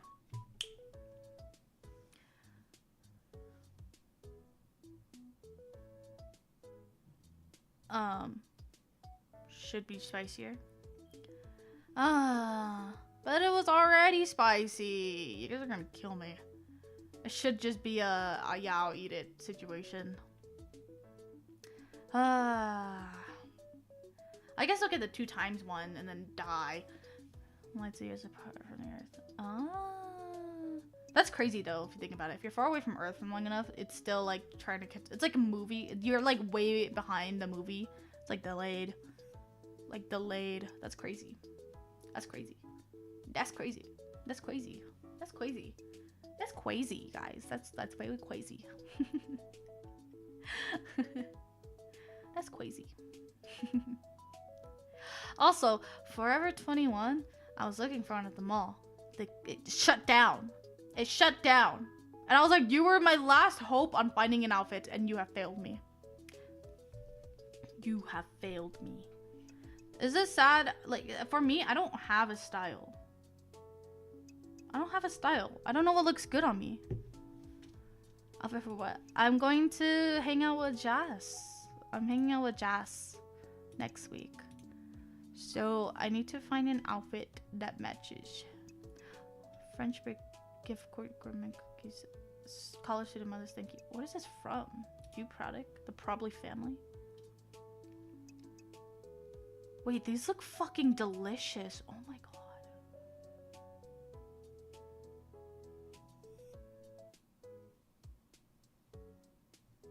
Oh my god. 2-day shipping. Dude, these look oh my god, they're so pretty. Maybe I'll eat them on the membership stream if they come in time. Hey, these are so pretty. Nom nom. Select flavor name. Dude, these are expensive macarons. Why are macarons so expensive? Cheez-Its? Really? I'll eat them on stream. I'll eat them on stream and have you guys suffer. Nom nom. Like the whole stream is just gonna be me eating Cheez-Its. You guys gave me a bunch of snack cheese balls. I'm not gonna have cheese balls. You know, I have a big container of cheese balls in the pantry right now that none of us eat because we lost the Nutella. Nom nom. Nom nom Nutella. You guys are gonna make me like chips too? I guess so. I guess I will do an eating stream. Nom nom. We'll do an eating stream.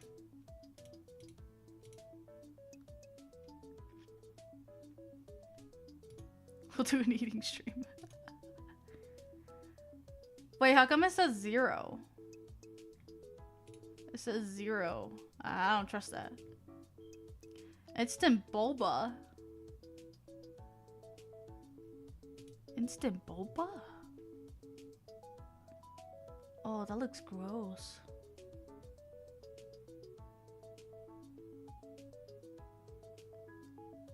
Oh, does it come with the drink to drink with it? Oh. Macarons are her favorite. Yeah, I love macarons. You didn't check the name for the Cheez-Its. Wait, what did it say? Oh god, what did it say?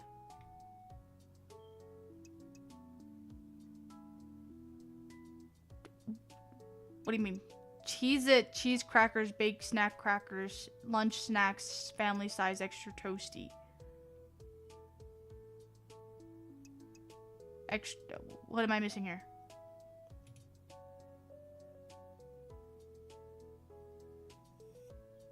Couple one. The name of who recommended it. The Probably family? I think that's someone recommended. I forgot who it was. I'm sorry. Why is there a bouquet though? Wow, these are so pretty. I would honestly, if I would save one and then put chat bought me flowers.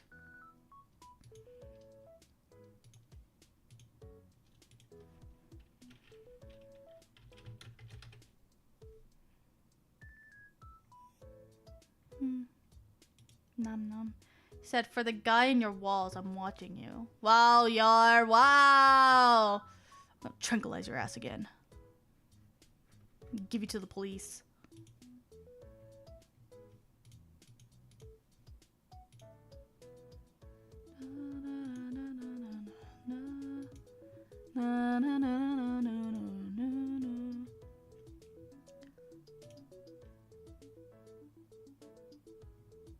Uh-oh. I think my throne is broken. Uh-oh, my throne is broken, guys. GG's. Don't you need to get ready for work? Yeah. Yeah, I do. Yeah. Yeah. Yeah.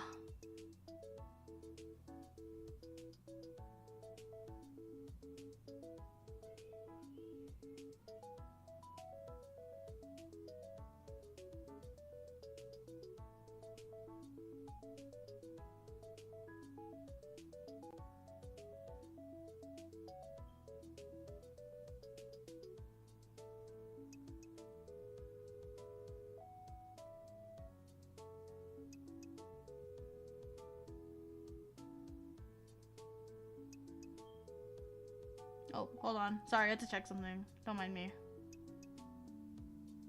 Okay. Don't mind me. I had to check something. I had to check my work schedule. The flowers were for your neighbor. He's really nice.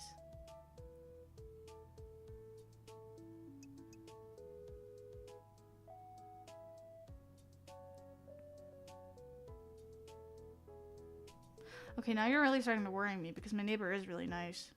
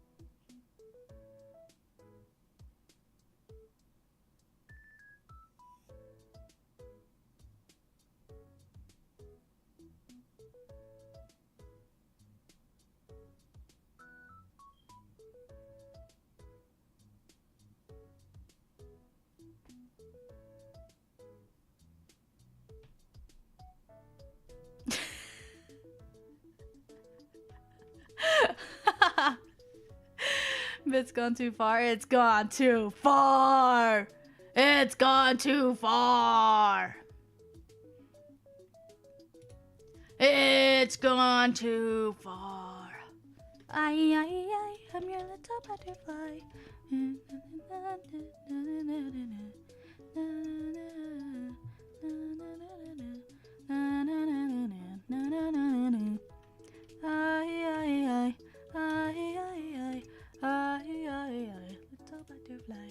All the snacks, I'm gonna just try them on stream and just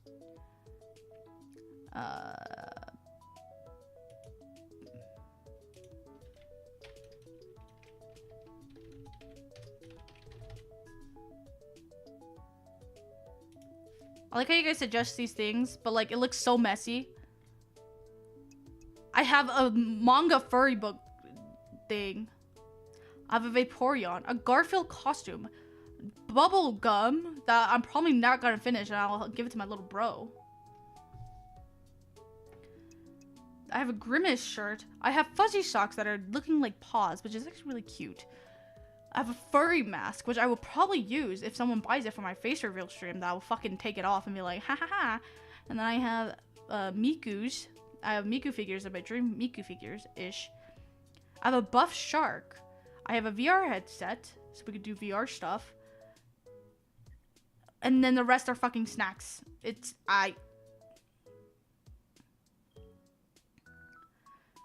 And you world only drawing fans. Only fans drawing. Happy birthday! Happy birthday. Was it possible for your art to be living your roles? Or is it? I mean, I'm gonna get those Cheez-Its out one way or another. Don't forget to mention your mom's computer. Oh yeah! Guys, I have to whisper it. So, I have a little crowdfund for my mom because I told my mom that you guys were so supportive of me. You guys bought me a PC and you guys are so nice and you guys buy gifts. And she jokingly said, haha, you should put up a monitor PC, like those one monitor PCs, and see if they get it for me. Ha ha ha. You know, as a joke. But I put it on here. I put it on here to prove to her. Yeah. Yeah. Yeah. So yeah. I'll definitely, whenever we achieve it, I'll definitely say, this isn't for me. It's from my wonderful viewers who know you work hard for this family. And they wanted to give some support for you. Yeah.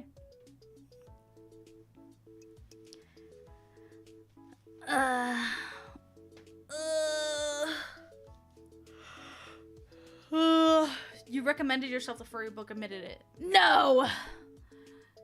Get out of my skin! But yeah, that was that. Yeah. I told you we needed more glitter. Anyways, schedule! Oh. Hold on. Hold! Schedule! Look at this lovely art made by Lancelot. Oh wait, the name is, let me just.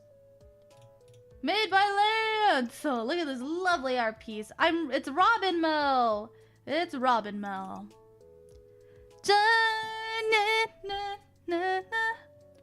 What? If there's anyone I would give a shred, probably family, it's higher ups of the family tree. Oi! A member stream, yeah. One of the people who raised Mel to be like this. Oh my god. So we did the fanfiction stream today. Tomorrow's the rest day. Wednesday is Drawing Me and You. This is the sketch that I have prepared. I'm probably gonna do a cleanup sketch with it. Either that or start on the line art already on it because my god, I already know this is gonna take a while. Let me grab it.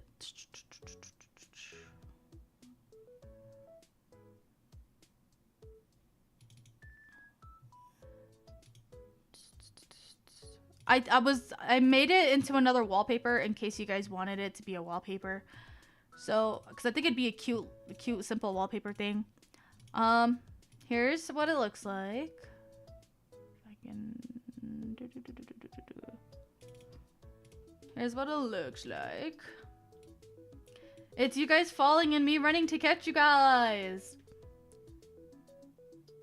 Me running to catch you guys. I got you! I got you! I got you! We're dropping onto our heads. Yeah, I got you though. Don't worry, I got you. I got you. I got you. I got you, I swear. I got you. I got you. I got you. Yeah, that's Wednesday's drawing. Thursday's a hand cam stream at 9 p.m. Not in the morning, in the nighttime. We're doing a hand cam stream where I'm reading manga. I'm reading the manga you guys got thrown to me, which is called I want to end this love game, I think, like that. And it's about a guy they're childhood friends. It's about a childhood guy who becomes good looking and has eyes only for his childhood friend. So I think it's cute. And he knows how to make her, like, he knows what she likes and, like, does romance manga stuff. So that's what the story says. And then Friday is exposing your secrets. Friday's exposing your secrets. Make sure to check if the hand cam setup works before doing it. It should be able to. I had it set up kind of when I was doing my blind box stuff, but it looked a bit weird. So I might need to figure out how. I will do it ahead of time though. Yeah. I could probably get it to work if my camera, since my camera can probably work better than my last one. So it's all good. You'll never guess which marshmallow is mine. I know which one is yours. I know which one is yours. Secret Stream looks crazy judging from the thumbnail. Yeah, those are all real confessions, by the way. Can you guess which one I used that was Vagus's and then it's in there? Huh? Can you guess? Can you guess?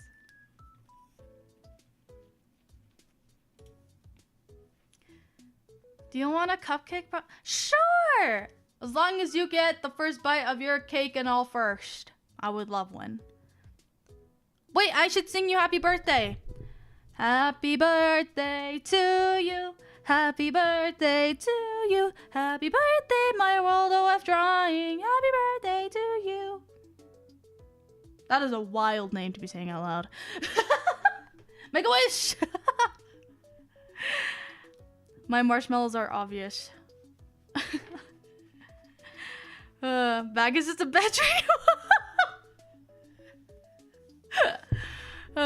Okay, you guys want to know something? I categorized those pictures based on insane, not sure, insane. So we will go through the sane first, then we'll go into the not sure where to put this one, and then we'll go into the insane. We'll go into the insane.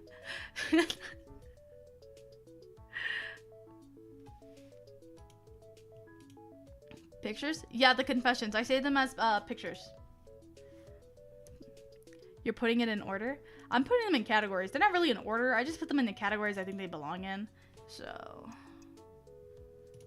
I quickly skinned them and put them in. And the ones I wasn't sure, I was like, that's like in between. I don't really know where to put you. But yeah. Anyways, that's all for this week. That's all for today. Oh, a tier list would be hilarious. I'm not tier listing. I'm not tier listing any of these. It'd be... I already tier list them. Hopefully I got enough. I think I got enough. I got around like 20 plus, I would say. Let's see. 1, 2, 3, 4, 12.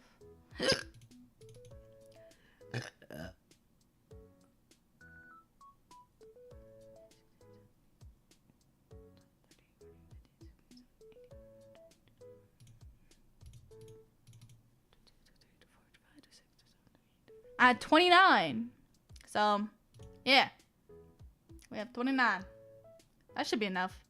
I mean, we did a whole hour with confessions and I only had like 20. So, you guys have some silly secrets out there.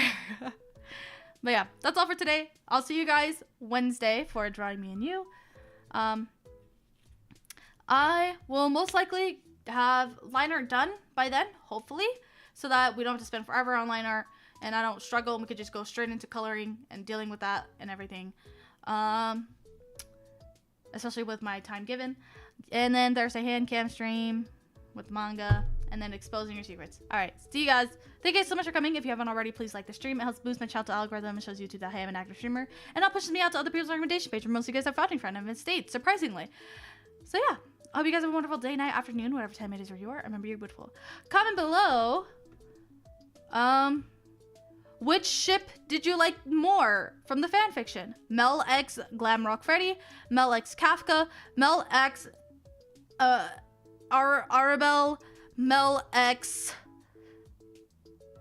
Rainbow Dash, Mel X, Random Train Girl, Mel X.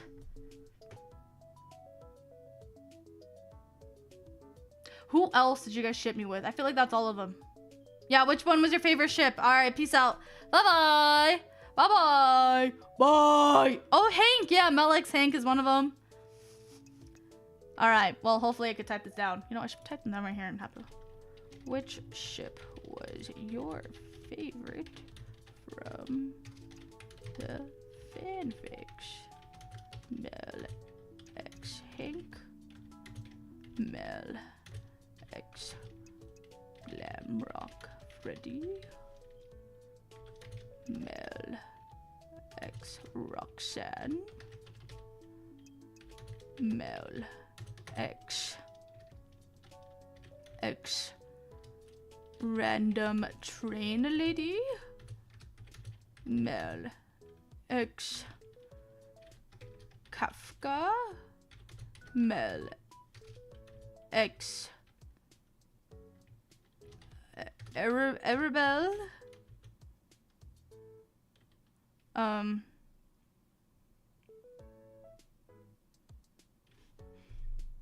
was that it? Mel X Random Train Lady, Kafka, Arabelle. That was it, right? Oh, Rainbow Dash.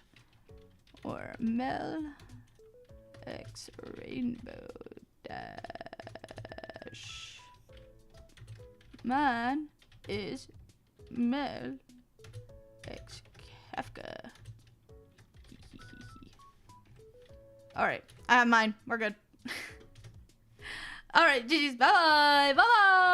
Bye-bye. Bye-bye. Bye-bye. Bye. Bye. Bye-bye. Bye-bye. Bye-bye. Bye-bye.